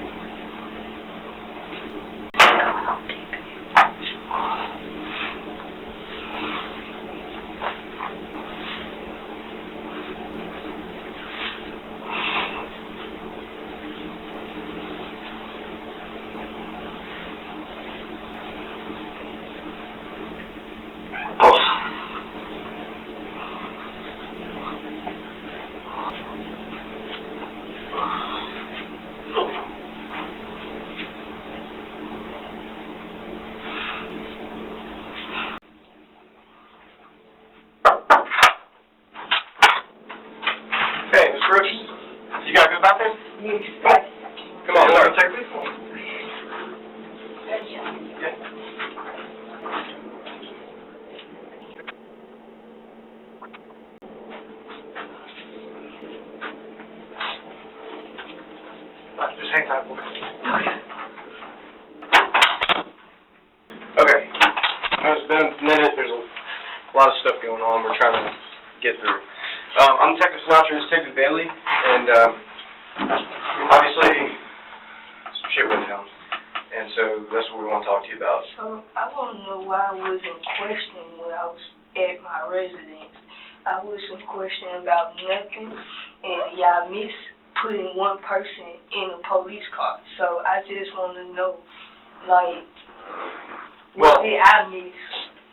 Well, because uniform they don't do questioning. We do questioning. So whenever there's an incident like, you know, where somebody gets seriously injured or dies or anything like that, Major Crimes handles it. The patrol officer's job is to get out there. They have no idea what's going on, right? They just get 911 calls. They go out. There's like 15 people running around. Their job is to make everything safe, figure out where there's evidence. And then at our request, people who are, because there's a bunch of other people here too. So everybody comes up here, detectives talk to them up here. That's why. They're not even supposed to talk to y'all out on the scene, okay? And the reason why they don't talk to y'all on the scene is because anybody who is involved in an incident like this or brought up here in a police car, it's a detective's job to make sure that we advise you of what rights, Miranda rights, before you even get talked to, right? Because we don't want police officers to start talking to y'all off the rip. When after it just happened, you're emotional, you may not, you know what I mean, it's crazy. So that's why we let y'all come up here, you sit down with us, we read you your rights, and then if you want to talk to us about what happened, you can. If you don't want to, you don't have to either, okay? So that's what this is right here. Have you ever been read Miranda rights before? it's kind of just like TV. I mean, it's to protect you, to make sure that you understand what your rights are in here with me, okay? So I'll read them real quick, and then if you have any questions, you can ask me. We'll go from there, okay? All right, so it says you have the right to remain.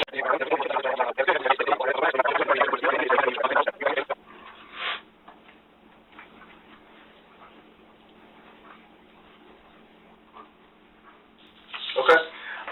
So like I said, the only thing I really want to talk to you about is kind of take me back to, obviously I know there was an altercation between you, another Hispanic female that lives in the complex that you live in, and I know I'm boiling that down a bit. I know there were a lot of people out there, but can you run me back and tell me, like, start from the beginning of what went down, like your initial interaction and then kind of what happened? So, I went outside, taking my dogs outside. Okay. And my friend Dave, he came outside as well, probably 5 to 7 minutes after me. Okay. So I made my dogs go in the house while he bring his dogs out, and we was just outside talking, chatting it up. So once we was outside for at least 10 minutes, they bring their dogs outside. Okay. They being the other... The Hispanics. Okay. They bring their dogs outside. Okay. So once they get outside, we was just chilling at first, and then my friend dog had went over there towards their dog. Okay. And it got to where they dog, the Hispanic dog, had snapped at my friend dog. The dog was he just liked to go up to other dogs and just sniff around. So, once he was doing that, they got into an altercation. Okay. And, where the Hispanic that came to my house, she had came outside. Okay. Because she lived upstairs, she came outside. And what had happened was when she came outside, we was trying to break up the fight, the dog fight. Okay. So she came outside, was like, and you better get your motherfucking dog before I kill all of y'all. Before I kill all. And I'm like, sure, you don't have to do it. We are breaking up these dogs. Don't you see us working? And then my friend, his other dog came out. Once we got them dogs from B-Tech, his other dog came out and started fighting the dogs. And so I took the first dog that we detached, I took him in the house. Okay. So my friend was getting the other dog, I gotta get this dog, man. Just please take my dog in the house. So I did that. Okay. And for a minute I was talking to his sister, and I came back. And I started talking to my wife from his crib, and then as I was walking back to my house, I was talking to my wife. Okay. So as I'm coming, she yelled, the Hispanic yelled at me from the top of her stairs, and if y'all ever bring that dog over here, I'm gonna kill all y'all bitches. I was I went up to her girl, it's not nothing like that. It's not really nothing like that. Yeah. And she was like, well, if y'all bring that dog, I'm gonna kill y'all. She kept threatening to kill us. Okay. And I'm trying to see what is the reason on why you want to do it. So, I tried to be patient with her for just a minute. I was like, well, if you got a problem, I'm right over here. I'm right, if you want to kill us so bad, I'm right here. For real. So, she come down the steps, because I had eventually, she kept talking. I did do, because I went on the stairs, on their stairs, but it was the side where I can't really go up. And I leaned over, I said, do, talking, and put my hand down.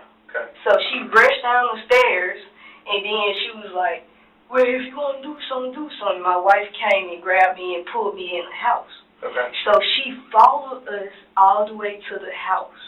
Okay. And it's all going down in that courtyard, that little courtyard. So it's the back of your house, courtyard, back of their house. Okay. Yes. Okay. So, my wife had took me to my house, and she was like, don't worry about it. So the girl, when I looked around, the door was still open, and the girl was sitting right there. And I just went out the door and can you please move up off my porch, please?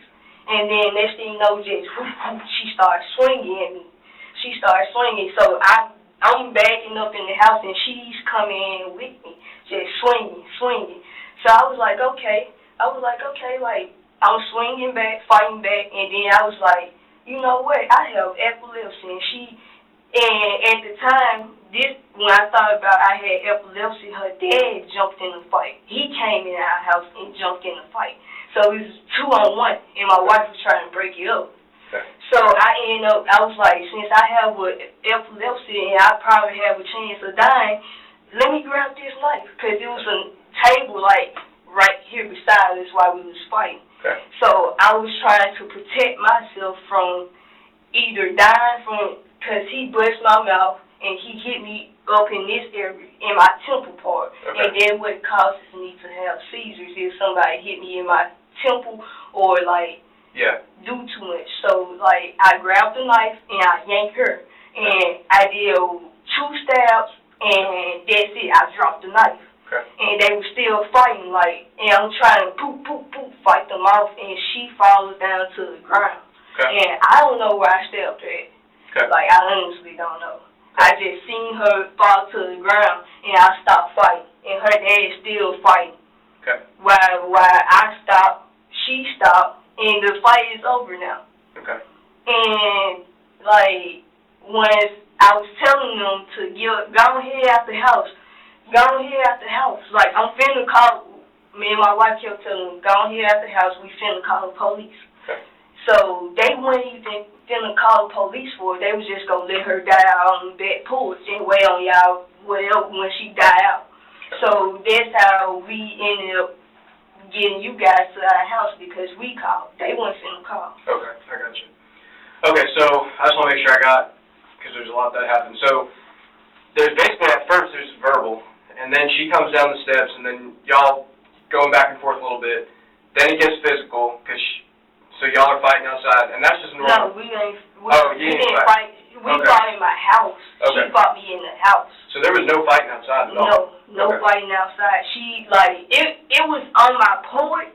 It started on my porch, but it was close by my door. And, like, we backing up in the house. I'm still, like, on the porch close to the door. Like, yeah, we still outside, but it happened mainly on the inside. So you just opened up your door and saw that she was standing right there, and then you were, like, going to ask her to leave. And the door was still open. The door was still open for me coming from outside. And I seen her still standing talking to her brother and they sister and his girlfriend. So I was like, why is she talking to them on my porch when she can go back over there to her porch and she followed us all the way over here? So when I know a little while ago you were saying your wife is the one who at the beginning was kind of trying to break everything up. So your wife brings you back over and is like, hey, go inside. So your wife gets you inside and then the door stays open. And then at some point, my dog had ran out. So the door never closed. The door stayed open. And then you see that this girl is still right outside. And then that's when you said you were going to say, like, hey, can you get off my porch? And then she turned around and just started attacking. So she attacked you and pushed you all the way back into your apartment. How far would you say? Because I'm just, again, I only was there very briefly before I had to come here and start talking to everybody. So I know kind of where the back door is at. So when she's hitting you and you're going back into your house, it's like kind of the kitchen counter, right, with like the sink and everything? How long do you think it was until you were like, you know what, I gotta like grab this knife? Like how long do you think like it was going on there before? Probably like maybe. It was like we was fighting for about 6 minutes until her father jumped in. When her father jumped in, that's when I felt the need to get the knife, because not only one person is attacking me, two, and there's nobody helping me. Nobody is helping me fight. So why should I get attacked by 2 people and I'm just one person? And what I'm really thinking about is me having epilepsy when I grab that knife, because now 2 people are attacking me and I can have a seizure at any time. I can still have a seizure now, but at the same time, one person is not stressed. Yeah. Two people are, especially the other gender being a male. Yeah. And I'm a female. And I'm way smaller than him. So her dad came in, when her dad came in, was it pretty much like immediate? Like, okay, let's go back to where you see her outside and you're about to ask her to leave, and then boom, she turns around, she starts going in on you. Mm-hmm. Do you think how fast was it that her dad came in after that? Probably like, I'd say, maybe it felt like probably like 4 or 5 minutes. Okay. That's what it felt like. Okay. So y'all were in there tussling for a little bit before her dad came in? yes. Okay. And then when her dad came in, it was just you, her, and her dad, and they're beating you down in there. And my wife's trying to break it up. Because my wife was already in there trying to break it up while it was just me and her fighting. Okay. So when your wife was in there trying to break it up, was she in there at all before you had gotten the knife already? Like, was she in I guess it's a confusing question. Was your wife in the apartment while you and the other girl were fighting before you got the knife? Like, does that make sense? No, she wasn't. She actually came, like, when I seen her, once I noticed her, she came right before the dad came in. Okay. Right before, like, a couple of seconds before the dad came in. Okay. So yeah, she was. Okay. Yeah. Okay. So you think she was in there, like, when you grabbed it? Yeah. Okay. Because I grabbed it when I felt the dad start hitting me. Okay. Because he started hitting me around my jaw, mouth area. Okay. So that's when I really grabbed it, like, because I was wondering where extra hands came from. Yeah. Like, I was feeling extra hands on me. Like, she grabbing my hair and uppercutting, while it's another angle of hands coming to my jaw, just pow, pow, pow. Because she's taller than me, too. Okay. But he's taller, so it's like both of them is up above me, like, fighting. And, like, Okay. But I know my wife, she was in there when I had gripped the knife. Okay. She was. Okay. And then, so you said, just real quick, kind of twice, you don't know where you hit her, and then right after that you dropped it. Do you know what happened to the knife after the fact? I know once everybody got out the house, my wife had picked it up and threw it in the trash can. Okay. Yeah. It's in the trash can. Okay. All right. Cool. Well, like I said, we've been going back and forth because there's, other people that we're talking to and stuff. So I'm going to be back in just a couple of minutes. I got to go handle something real quick that has to do with this. Do you want anything? You want something to snack on? Are you good right now? Coke or something? You good? Okay. It ain't going to be too long, but like I said, it's just me and him right now that are, doing this investigation, and we got, like, a lot of moving parts, so, you know what I mean? But, okay, we'll be back in a few minutes. In the meantime, if you need something, just knock on that door. Okay. And somebody will be over here in like a minute, okay? Okay, thanks. All right, thank you.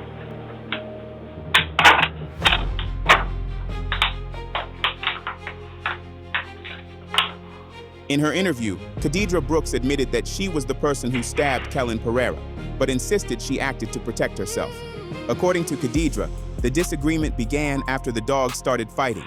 She claimed Kelin followed her back to the apartment, attacked her near the doorway, and forced the fight inside. Khadidra also claimed that Kelin's father entered the apartment several minutes later and began striking her, turning the confrontation into what she described as a 2-on-1 attack. She told detectives that because she suffered from epilepsy and feared that blows to her head could trigger a seizure, she grabbed a knife from a nearby table, swung it twice, and then dropped it. Khadidra said her wife, Arlexus Perry, witnessed portions of the fight, attempted to separate everyone, and later picked up the knife and placed it inside a trash can. That was Khadidra's account. But just across the hall, detectives were preparing to question the one person who had been closest to her throughout the confrontation, and whose answers could either support Khadidra's story or raise even more questions. Her wife, Arlexus Perry, camera on. Hey, Arlexus? Hey, I'm Detective Sinatra. This is Detective Bailey. I apologize that you've been here for a minute. There's a lot going on, and we're trying to get through all of it and get down to the bottom of it. Okay? I'm going to be upfront with you. I think you're just a witness, and we're unfortunately associated to whatever happened today. Okay? I currently have no criminal charges against you, nor do I anticipate any. Okay? And I only know that, I had to do some stuff to get myself there before I came in here, okay? So I knew what I was dealing with. However, I have some questions about what happened today. The reason why I even have a Miranda form in here and I want to read you Miranda rights is because of the way that you were brought up here. Unless I'm wrong, I think patrol officers brought you up here. Were you handcuffed? Yes. Okay. And that's, unfortunately, I apologize for that. At the beginning when all this was happening, it's very difficult for them to know who's involved.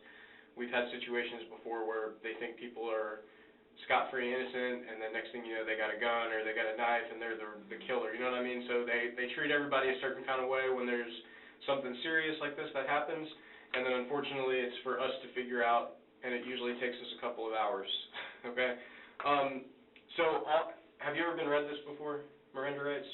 Okay. I've never been in handcuffs before. Yeah, and again, I apologize for that. All this is it's kind of like the movies. It's literally just to protect your rights, okay? And I don't even really, like I said, I don't have any criminal charges against you, nor do I anticipate any. And normally you only read this to somebody when they may make a statement that could incriminate themselves, right? And it's because of the way you were detained, you were brought up here in handcuffs. I just want to make sure that at the end of this, when this is all said and done, we can all say that we protected you and your rights because of the way you were transported up here. Is that okay? All right, so I'll read them, and then if you have any questions, and I promise you I'm not trying to trick you or anything like that. It's just we do this with everybody, and I know it's intimidating, A, to be in handcuffs, and B, to have a detective read you Miranda rights. It's not a comfortable thing, but I just wanted to smooth everything out at the beginning and say you're not in any trouble, okay? All right, so the rights are as follows. You have the right to remain silent. And again, there's no tricks here. If something makes you uncomfortable and you don't want to talk about it, we ain't got to talk about it. Okay? So step one, I kind of just want, so you're related to the young lady that came up here. Do you live with her? Fiance. This is your fiance. Okay, what's her name? Khadija. Okay. Let's start from the beginning of the day, because I know it's like 5 now. Just start from the beginning and tell me how this whole, situation, at least as far up until you were like, oh shit, this is happening. Like, what happened? Starting out, we was just outside. It was a guy out there with his dog, and they was walking and talking to my fiance. Then the other people brought their dogs out, and basically their dog got aggressive. And as he was trying to catch his dog, a dog fight broke out. Okay. They have 3 dogs over there, but it only looked like 2. Okay. So downstairs is actually where they stay. But as soon as you walk up the stairs, right there, their door is, I guess, her dad's door, because he's the one that put his foot in my door talking about he her dad. So they brought a tiger stripe dog, looked really huge, and she said, y'all need to get that dog before I let mine out on him. Okay. And she was already holding the dog. Okay. So she was like, y'all need to get that dog before I let mine out on him. My fiance was like, no, don't let him out. How about you come down here and help? It's a lot of dogs already down here. He got to get, the guy that she was talking to had to get his own dog. Okay. And then they have 2 other dogs there that ain't nobody holding or anything like that. Is that the white dude with long hair? Yeah. Okay. With a bald spot? Yeah. Okay. So he's still trying to get his dog, and basically an argument happened. I don't know what happened. So after walking back towards our house, she was like, is that your bitch? Is that your bitch? She was talking about me. And my fiance turned around and was like, and she was like, I beat the fuck out y'all. And my fiance was like, then come do it. Okay. I grabbed her. I tell her, no, we not finna do this. I'm sending her to the house. So when we make it in the house, I'm telling her, stay calm, don't say nothing, don't do nothing. Out of nowhere, I'm not sure, how my dog ended up leaving out, but after I catch my dog and walk back to my door, I just see blood, and I'm like, what is going on? And I see a lot of people in my house. I get through the door, and I see that they're fighting by the stove. The Mexican with the brown tank top on, she's like, yeah, beat her ass, beat her ass. So, of course, I'm thinking she's talking about my fiance. I go immediately get in the middle to try to separate them. Okay. So, the tan shirt one came around my stove, and she tried to swing. I guess she was trying to hit my girlfriend, but I'm blocking so no one can swing, so no one can get hit. I'm blocking the whole situation. I just see blood. I'm not the type that's going to sit here and just let this happen. Okay. So, finally separate, and I see it's not my fiance, and the girl in the tan shirt is like, what the fuck you do to her? I'm finna beat your ass. She get up off the floor, and she starts to try to go to my fiance. Okay, I'm like, no, y'all need to get out of my house. Y'all need to get out of my house. Move, get out of my house. So as I'm, like, shoving him out the door, she was like, bitch, what the fuck happened to my sister? What the fuck happened? And I'm like, I don't know. I'm trying to get help right now. I'm on the phone calling the police because I don't know what's going on. Yeah. Okay. I get her out, and a guy come in, and he picked up the lady that was in my house that was bleeding, and he was like, the fuck happened to her? I'm finna go get my... And after that, I just blanked out. Babe, go to the front room, go somewhere, sit down, do not come back over here. I tell them to get out of my house. They pick her up, and they sit her on my outside door. And that's when her dad was like, what happened to her? What happened to her? And I was like, I'm not sure. I'm trying to be on the phone with the police, try to get them here now. And he put his foot in my door as I'm trying to close my door. Now that all of them are actually out of my house, he put his foot in my door. He had on some boots, not like yours, but like actual, like dance-style boots, I guess. Yeah. I don't know. Like work boots? Yeah. Okay. He put his boot, like, at the beginning of my door, so my door has literally got a huge, like, space in it to where her boyfriend, because he said that was his bitch, her boyfriend got a gun aimed inside my house. And I'm like, no, y'all need to go. Like, I'm trying to get her help. You trying to cause more problems. No. Yeah. So at this point, the girl that was bleeding is outside the apartment? Yeah. Okay. But the dad would not move his foot from inside my apartment. He got his foot wedged between the door and, like, the part that it's closed to. Okay.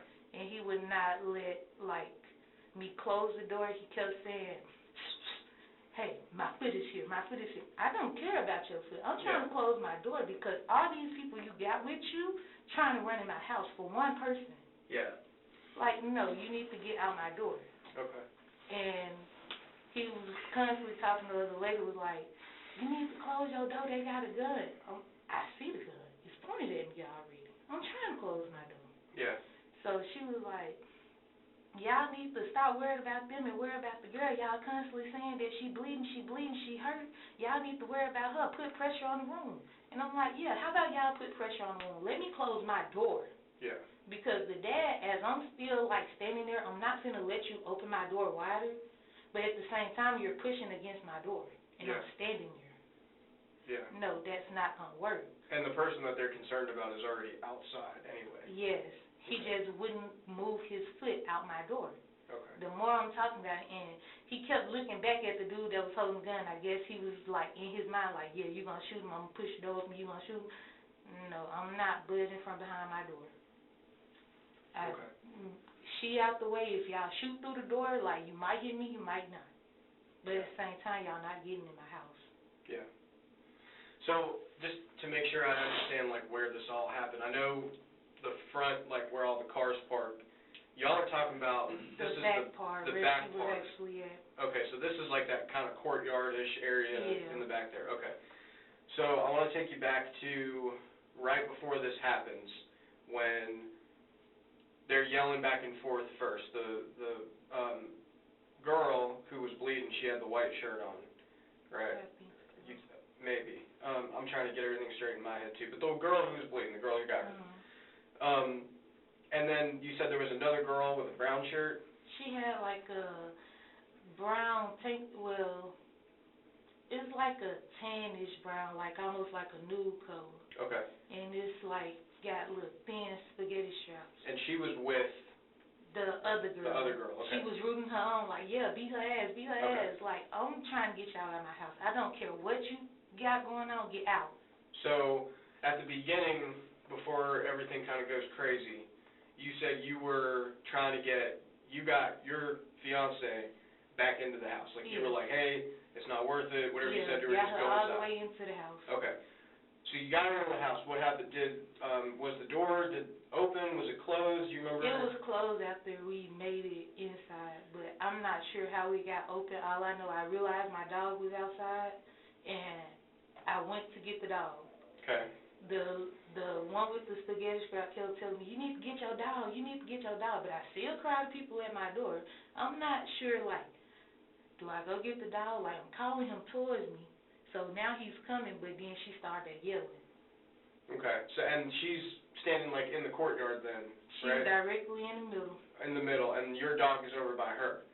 So she's yelling, hey, you got to come get your dog. Is that kind of... He was running around, but he wasn't at her. Sure. But but that's why she's yelling, like, hey, you got to come get your dog, because he's running around out there. So when I grabbed him, she run past me to my house where everyone else is. Okay. Yes, so when I grabbed him, she jetted off, like, sped walk or ran, like, it wasn't really running, it was speed walking. Okay. But it was fast. Towards your back door? Yes. Okay. So I get my dog, and I start going back there, too. Okay. I tell my fiance, get him, put him in his cage. Okay, my door is still open, like, it's fully open at this point. Okay. Because they finally let me in my own spot. At this point, yeah, they was concerned about her, but yeah, they was still doing a lot of screaming and cursing. Okay. So, when I finally make it back in the house, my fiance gets the dog, take him in his cage. I don't see the other dog, so I'm like, okay, I gotta go find my other dog. So then the white guy with the bald head said, whose dog is this? And I was like, that's my dog. He's trying to, like, get my dog towards me, because my dogs, they not aggressive, but he's trying to get him into the house so that he could be secure. Okay. I understand it. Everything else is not completely calm because there's still a gun pointing at us. Yeah. But, like, at the same time, I'm not worried about that gun. Yeah. You see that she's bleeding. You want her to have help. We're going to call the cops. Yeah. Okay. So, after getting the other dog in, I told her to put him in the closet because I don't want him to get back out. The friend come back in with the tan shirt. She started back yelling. I didn't actually see the fight scene. I came in when they was just holding each other hair. Okay. And they was on the side of my stove. Okay. Like, it's out front of the wall for them, so they on the side of it. Okay. But that's the part where I walked in, where they was on the side of the stove. Okay. So you never actually saw, because you were kind of out dealing with the other girl and the dog thing, so you didn't see any of the fight start. I didn't see the start of the fight. I didn't really see the end of the fight. I just seen where they was holding hair. Okay. She had my fiance hair, and my fiance had her hair. Okay. And that was inside the Yes. kitchen right there. Okay. All right. So did you, other than this guy that you were telling me about with the gun, after the other girl was already, like, bleeding, and then Dad had his foot in the door and all that stuff, when you were inside and your fiance and this other girl are fighting, did you see anybody with a weapon? No. Okay. Besides him, no. Okay. Did your fiance, after everything calmed down, did your fiance say anything to you about what happened? Because no, that's when I seen y'all outside and I rushed to the police car. I'm like, babe, don't move, just sit down, because me personally, my own thing on my mind, when I see the blood, I'm thinking that something's going wrong. Yeah. I don't know what's going on. And then when I think about it next, my fiance has epilepsy. I don't know how hard you will sit. You need to sit down and just relax. So when I come outside to y'all, I see the officer and stuff, and I'm telling him, like, the back door is locked, you can follow me. But I guess because there's so much noise, he's not really caring about that. Like, he was still finna go in the door. I was like, you can follow me because the back door is locked. I'm not unlocking my back door because all these people that you see right here, right now, on my step, was just in my house. Why would I open my door? Yeah. We're just two people. There's the whole family. Yeah, I know. There's a lot of folks out there. So I take him around to the front, and I was finna get ready and open the door, and he was like, wait, is this your apartment? And I was like, yes. He was like, okay, then you can step back. And I was like, okay, I just want to make sure she comes. Just let her know that it's y'all and not them trying to barge our house. Mhm. So he was like, no, you need to step back. And I understand. I got a little irritated, like, okay, what do you mean I need to step back when you finna go in my house with your guns already pulled out? Yeah. I don't know about that. Yeah. I don't know about that. Yeah. Okay, one officer tell me to stand by the red car. Okay, I stand by the red car. Then the other officer was like, you need to go back. You need to go back. I'm like, the officer told me I could stand at the red car, so I'm standing at the red car. Yeah. He was like, you being detained, and he put the handcuffs on me. Okay. And I was like, what I do? He was like, we're going to get you out the handcuffs. You don't have to worry about nothing. It's just you're not coming, okay? I'll accept that. But at the same time, while sitting in the police car, I see them with their guns out again, and they finna go in my house. Yeah. Well, I'm nervous and praying. That's all I can do. so the reason why this escalated, all the way up to us working this case, and the reason why those patrol officers are acting the way they're acting is the young lady in the one who was bleeding, okay, she got stabbed a couple times, and she is dead. Okay? So this is a murder investigation. It's a homicide investigation. Okay? Now, initially, those patrol officers, they get a couple 911 calls from a couple different people, all right? And it was a little hard to figure out at the beginning, because they get out there and there's like 10 people standing around, and it's like, all right, they knew pretty much immediately what they had with that young lady, which is why they amped it up a little bit, because they knew that most likely somebody who had inflicted these injuries was still standing there, right? And so that's why everybody got detained. So they called us. We're the Major Crimes Unit, and that is why you're up here. That's why your fiance is up here. You're not the only two. We have people from the other family that we need to talk to, but I just wanted, like I said, it's nothing I'm saying is a trick, and I just want to be upfront and honest with you that that's what happened, all right? Somewhere in that fight, she was stabbed, and she is now deceased, all right? So that leaves us trying to pick up all the pieces of everything that happened today and try to figure out what led to that happening.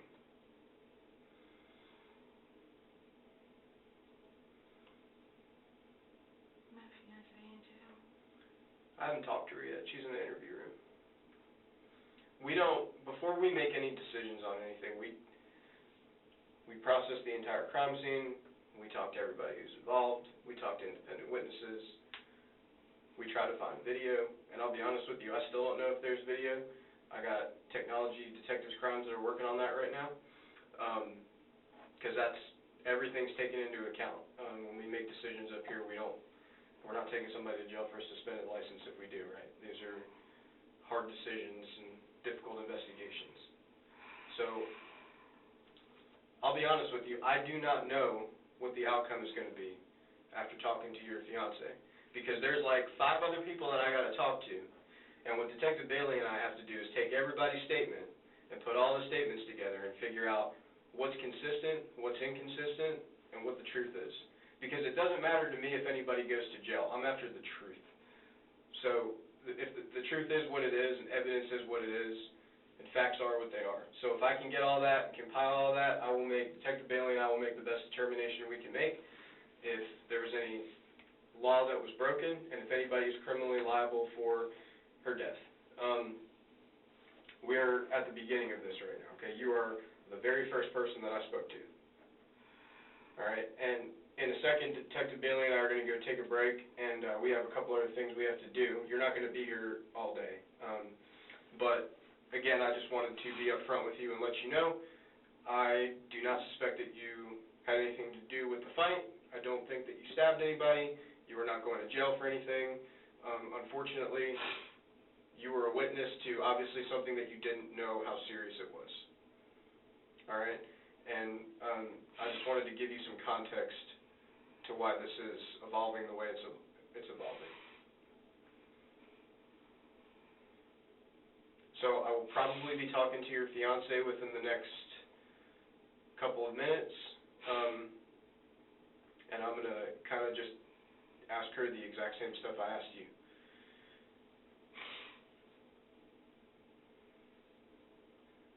We're gonna come back in a little bit, because if I have any more information, I'm gonna give it to you. Like I said, you're not in trouble. So, in the meantime, before I come back, I know you're upset right now. I'm gonna give you a minute to just kind of reflect and be by yourself. Can I bring you any water, anything to eat? Do you need anything? Okay. If you need anything, you knock on that door and somebody will be over here in 10, 15 seconds. Okay?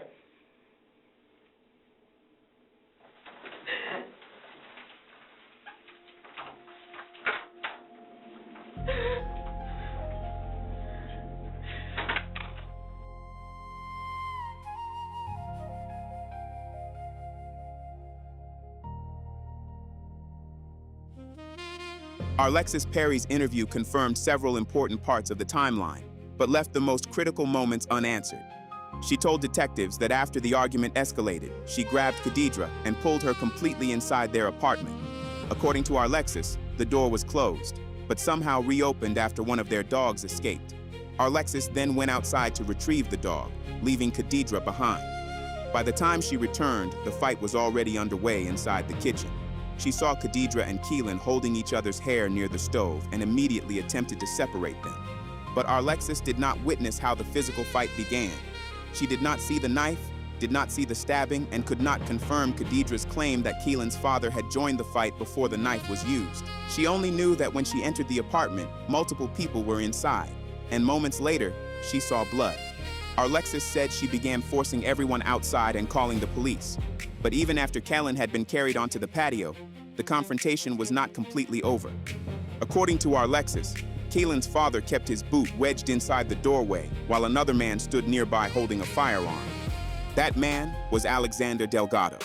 And after hearing from Khadidra and Arlexus, detectives now needed Alexander to explain why he entered the apartment and why he appeared at the scene holding a gun. Camera on. Hey, boss. Sorry to keep you waiting, man. Again, I'm Detective Bailey. This is Detective Mills. I'm just going to talk to you real quick, man, on everything that's going on. I'm sure you already know, we work with major crimes. You guys are up here just because we're going to talk to you a little bit. What's on your shirt? It's blue? Okay. All right, so I'm just going to ask you about today, man. So going through, starting back before police were called, before any of the incident, what all happened? What led up to that? Okay, so, well, my sister-in-law, she was already outside before me, but she had her dog. She was up the stairs. So she was holding off because the other guy had his dog loose, so she wasn't trying to walk her dog. But when I came out, I put my dog on the leash, on the long leash that I had behind my porch. Gotcha. So I put my little small dog on there, and then he went to use the restroom.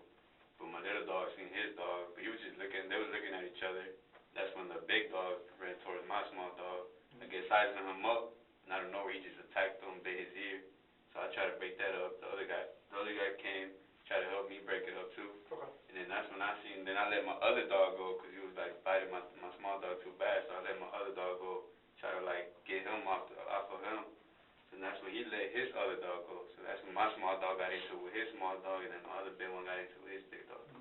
But me and him was trying to break it up, and then my girl came, and her sister came. We all was trying to break it up. And then the lady, I'm not sure if they're together, I don't know if they're friends or whatever, but they was outside too as well. They was sitting by the electricity box. They were just there chilling. And then I don't know where, I guess she said something slick that I guess my sister-in-law caught. So that's when they started like going back and forth. She was just saying that she was gonna let her dogs go to attack her dog, and then that's when she started saying stuff back to her. So that's when she came. She was by the staircase. She came, and then so the staircase is like that, and then she's like a little short, so she got on top of it and tried to like smack her, but she didn't smack her. And this was at y'all's? Yeah, our apartment. And then so my sister-in-law kind of went back. And then she tried again, and that's when she like hit her again, but she hit her somewhere in the arm or chest, I'm not sure. And this was the little girl? The smaller girl? Yeah, the one that stabbed my stepsister. Okay. I mean, not my stepsister, my sister-in-law? Sister-in-law, yeah. Gotcha. Yeah, like, so she reached out and hit her, and then that's that's when my sister-in-law came downstairs and started following her, and the lady, the choker lady, she tried to like back her friend off of her, and then they was just going back to the apartment. And that's when I went to the inside of my apartment to put my bigger dog away. And then after that, when I came back outside, I seen they was walking towards that way. They went inside the apartment. Then my girl was outside, like the apartment, trying to open the door. But I seen her, the chubbier lady, she was pushing the door. She wasn't trying to let her in. So I ran over there and just pushed it in, and I got it open. So that's when we tried to break everything up. But at first I didn't see that my sister-in-law had so much blood, because she was the lady had her like in a chokehold. And, I don't know if she had a knife on her. I'm not sure, because they was like by the stove, like kind of like the lady was like laying back, and my sister-in-law was kind of like on her, but the lady was like choking her. And then we was trying to break that up, and then once I seen like she had a lot of blood just like throwing on her neck area right here. Okay. So me and my girl, we put her out, like she went to the door by the window, and she felt like fainting. So after that, we grabbed her and we just put her outside, and then she just fell on the floor. And then she fell, and then I'm not sure what they was doing. That's when we were just trying to we didn't know what to do. Like we just trying to press her on the wound, trying to like I guess like talk to her to like stay awake with us and all that. Then after that, the door was a little bit open, but they was just there. Then after that, just. Okay, so do you know how it all started between the two? Between your sister-in-law and the... Well, it's because the lady said something slick to her while I was trying to get my dogs back. They was arguing. Well, the lady started it. She just said something about her, that she was going to get her dogs on my dogs. And my sister, I guess, in-law heard it. And she was like, oh, that she's going to let her dog go, too. Yeah, so that was the verbal part. Yeah, that's when So when they got physical, did you see that initially? No. When they got physical, no. So you just... she grabbed, when they was going back to the apartment, she grabbed a stick. And the lady was in... her friend was in front of her trying to like push her off, trying to calm her down. She grabbed the stick and I think she threw it at her, but it didn't hit her, but she threw it. At first she just had it like swinging it around, trying to like, she was like, oh, I'm gonna kill y'all, this and that, like threatening us. And that's when I guess she was walking towards their apartment, and that's when I don't know if she like pulled her in there or whatever, I don't know. That's when you were putting the dog up? So yeah, that's when I went in my apartment. My girl stayed there, and she was going, I guess, with her dad. They was going over there, and that's when I put my dog up, and I came back running. And that's when I seen her struggling, trying to open the door. That's when I went in and ran, and I just barged in and opened and got it to open. Okay, and that's when you said the smaller girl and your sister-in-law was in there, and the bigger girl was holding the door? Yeah. Okay. After that, I'm not sure what happened. I don't know. Like once they closed the door, I'm not sure if she just stabbed her. Who was the other guy? Was that your dad? No, that was her dad. Her dad? Yeah, her dad, yeah. Did he ever go inside and was fighting too? Or no, he didn't fight, but he did like try to break it up too. Okay.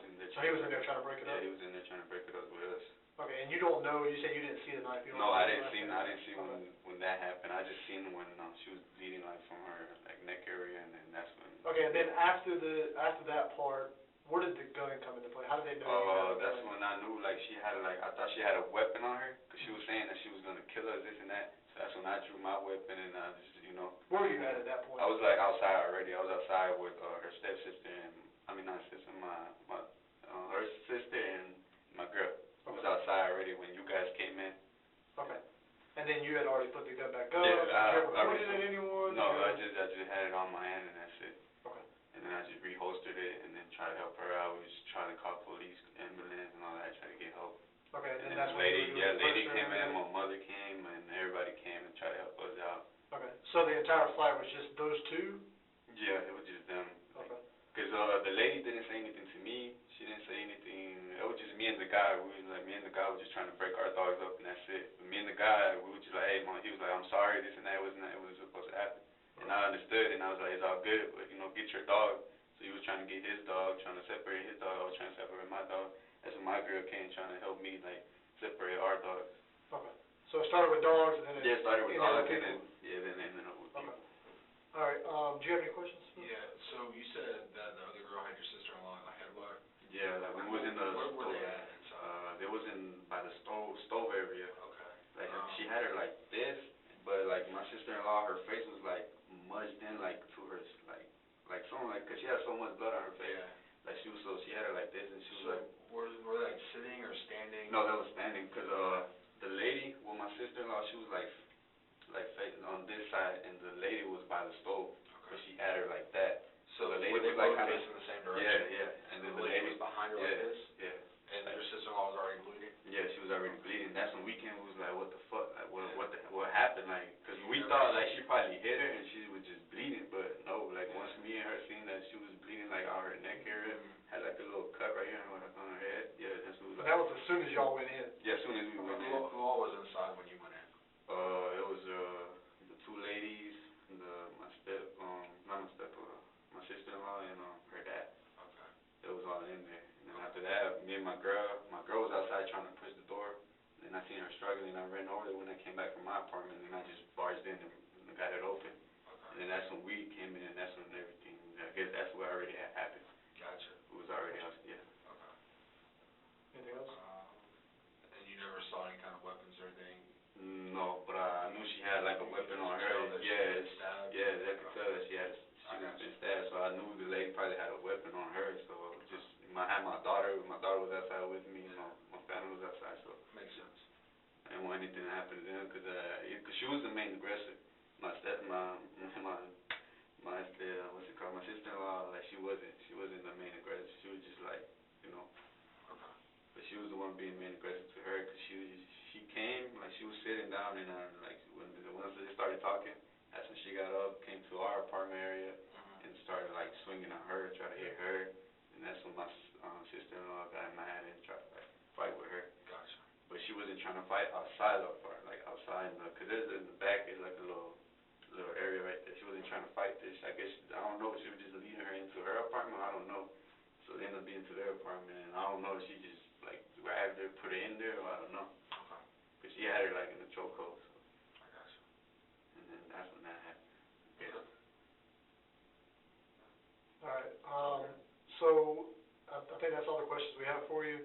I am sorry to inform you that I did go down to Grady to talk to your sister-in-law, and she is deceased. She died? She did. But she is at Grady. She was actually picked up by the Cobb County Medical Examiner, and she'll be there. So they'll be reaching out to your family. All right? We're going to step out and let you grieve a little bit. Do you need anything else to drink or eat or anything? Okay. All right. Like I said, again, I'm sorry, okay? I'll be able to go home tonight, or? Yeah, we're going to cut you loose here in just a minute. Do you have a phone up here? No, I don't have no phone, nothing. Do you have somebody we can call to come pick you up? Yeah, my girl. Do you know her number off the top of your head? Yeah. What's her number? 404-528. And what's her name? Kelin Pereira. All right, it's Nellis. Okay. All right. Yeah, just hang out here. We'll call her. Can I use the restroom quick? Yeah.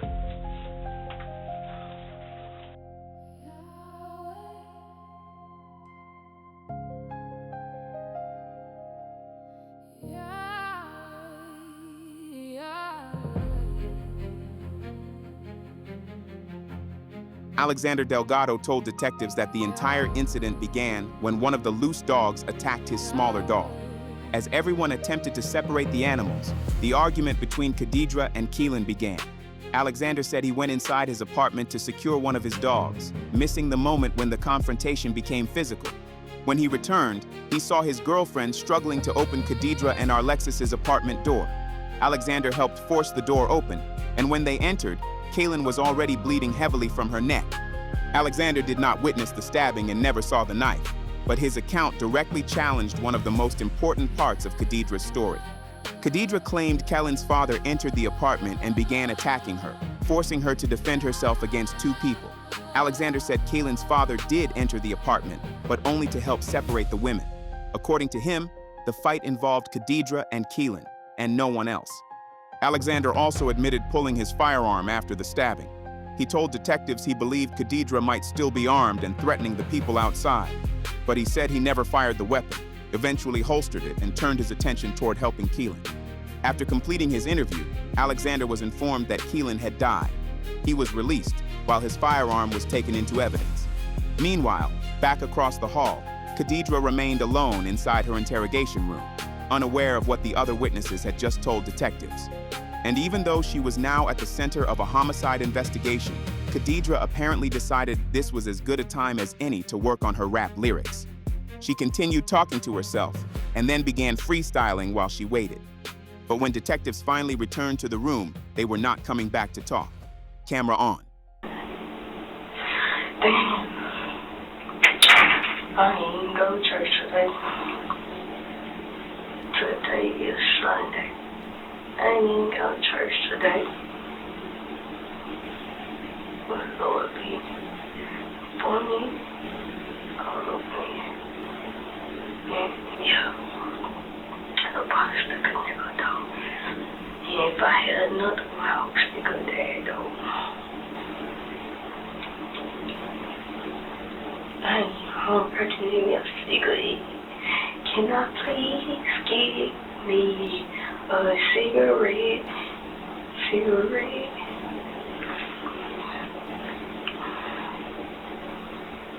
Can I please get me a cigarette? Boy, I just need to have a cigarette. That's all. I just need a poof.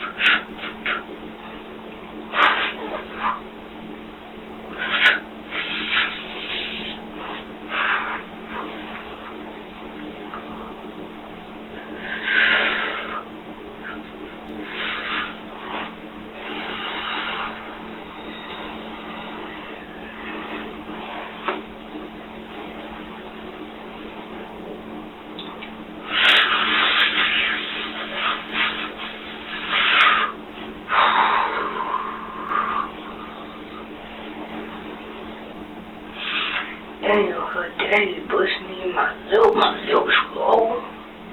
Damn, her daddy pushed me in my lip. They swole my shit. He swole my shit. I should have been knocking his ass out. I should have stuck his ass on G. Goddamn swole my lip like that. Dun-dun-dun.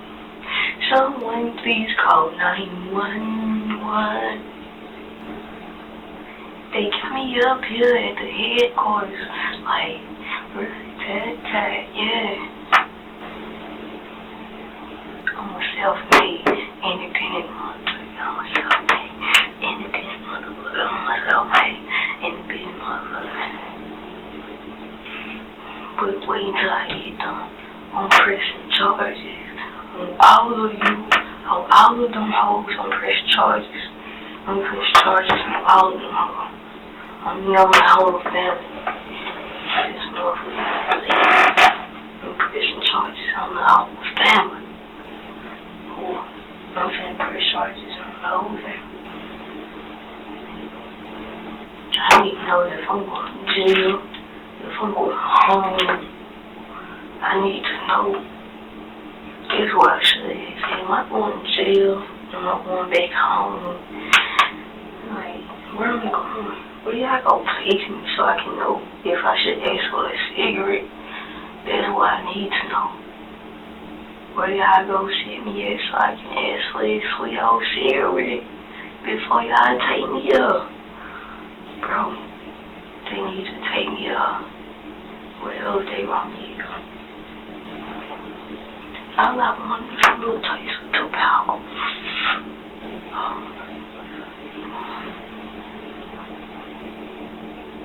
But all I need is a cigarette. All I need is a CIG-RETTE. All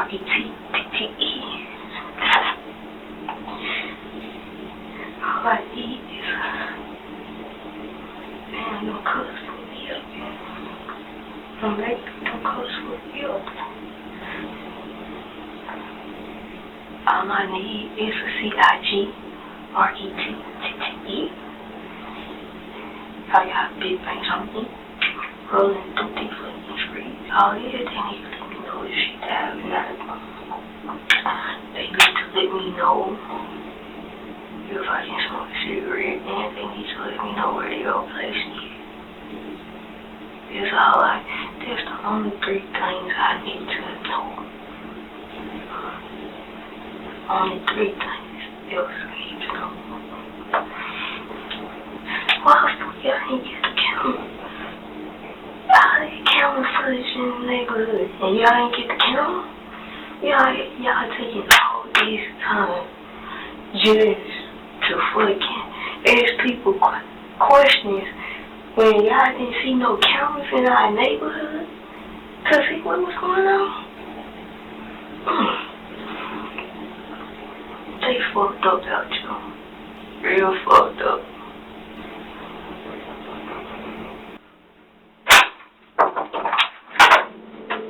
Alright. You done with your work? Alright, stand up, put your hands on your back. You are under arrest for murder, okay? Right. Some small risk. Small potatoes out of that. I'll get that one over. Too tight on you. The officer's going to transport you down to the jail. They're going to process your hand, and then you'll be able to call and do everything. You didn't have any property on you, did you? All right. Last couple of cigarettes or something? I don't smoke. I don't have any. You got cigarettes? I don't smoke cigarettes. Yeah, I don't even get speaking before. Alright, man. You said that's not hers, right? No, that's not the front. Get out of here. You can go out that way.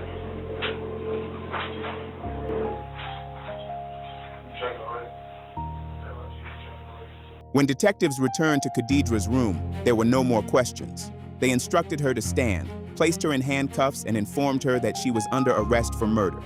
Khadidra did not argue, resist, or appear surprised. Whether she already understood what was coming is impossible to know, but after hours inside that room, the investigation had finally reached its conclusion. The interviews had revealed several problems with the story she gave detectives. Khadidra claimed she had been fighting Kelin for several minutes before Kelin's father entered the apartment and began striking her. She said it was only then, fearing a 2-on-1 attack and a possible seizure, that she grabbed the knife. But Alexander told detectives that Kelin's father entered only to separate the women. Arlexus could not confirm that he attacked Khadidra before the stabbing, and the cell phone videos showed that the most critical portion of the confrontation unfolded in seconds, not 4, 5, or 6 minutes. The footage also showed that Khadidra had already been pulled inside her apartment and the door had closed. The confrontation could have ended there. But after the dog escaped, Khadidra came back outside, and investigators believe the silver object visible in her hand was the knife. Khadidra Brooks was initially charged with murder, aggravated assault, and a weapons offense. The case was eventually resolved on reduced charges. She was convicted of voluntary manslaughter, making false statements to the government and possessing a knife during the commission of a crime. Georgia Department of Corrections records list a 20-year sentence for voluntary manslaughter, along with 2 additional 5-year sentences for the false statement and weapons convictions. Her maximum possible release date is July 10, 2042. She is currently serving her sentence at Pulaski State Prison. But the sentence is only one part of how this story ended. Kelin Pereira was only 18 years old. A disagreement over loose dogs escalated into an argument. That argument became a physical confrontation, and in a matter of seconds, one young woman lost her life while another lost decades of her freedom. There were multiple opportunities for everyone involved to step away. Instead, anger continued speaking long after common sense should have taken over. And by the time the shouting stopped, 2 families had been permanently changed, all because of a confrontation that never needed to happen. This is Georgia Crime Files. Body cam off.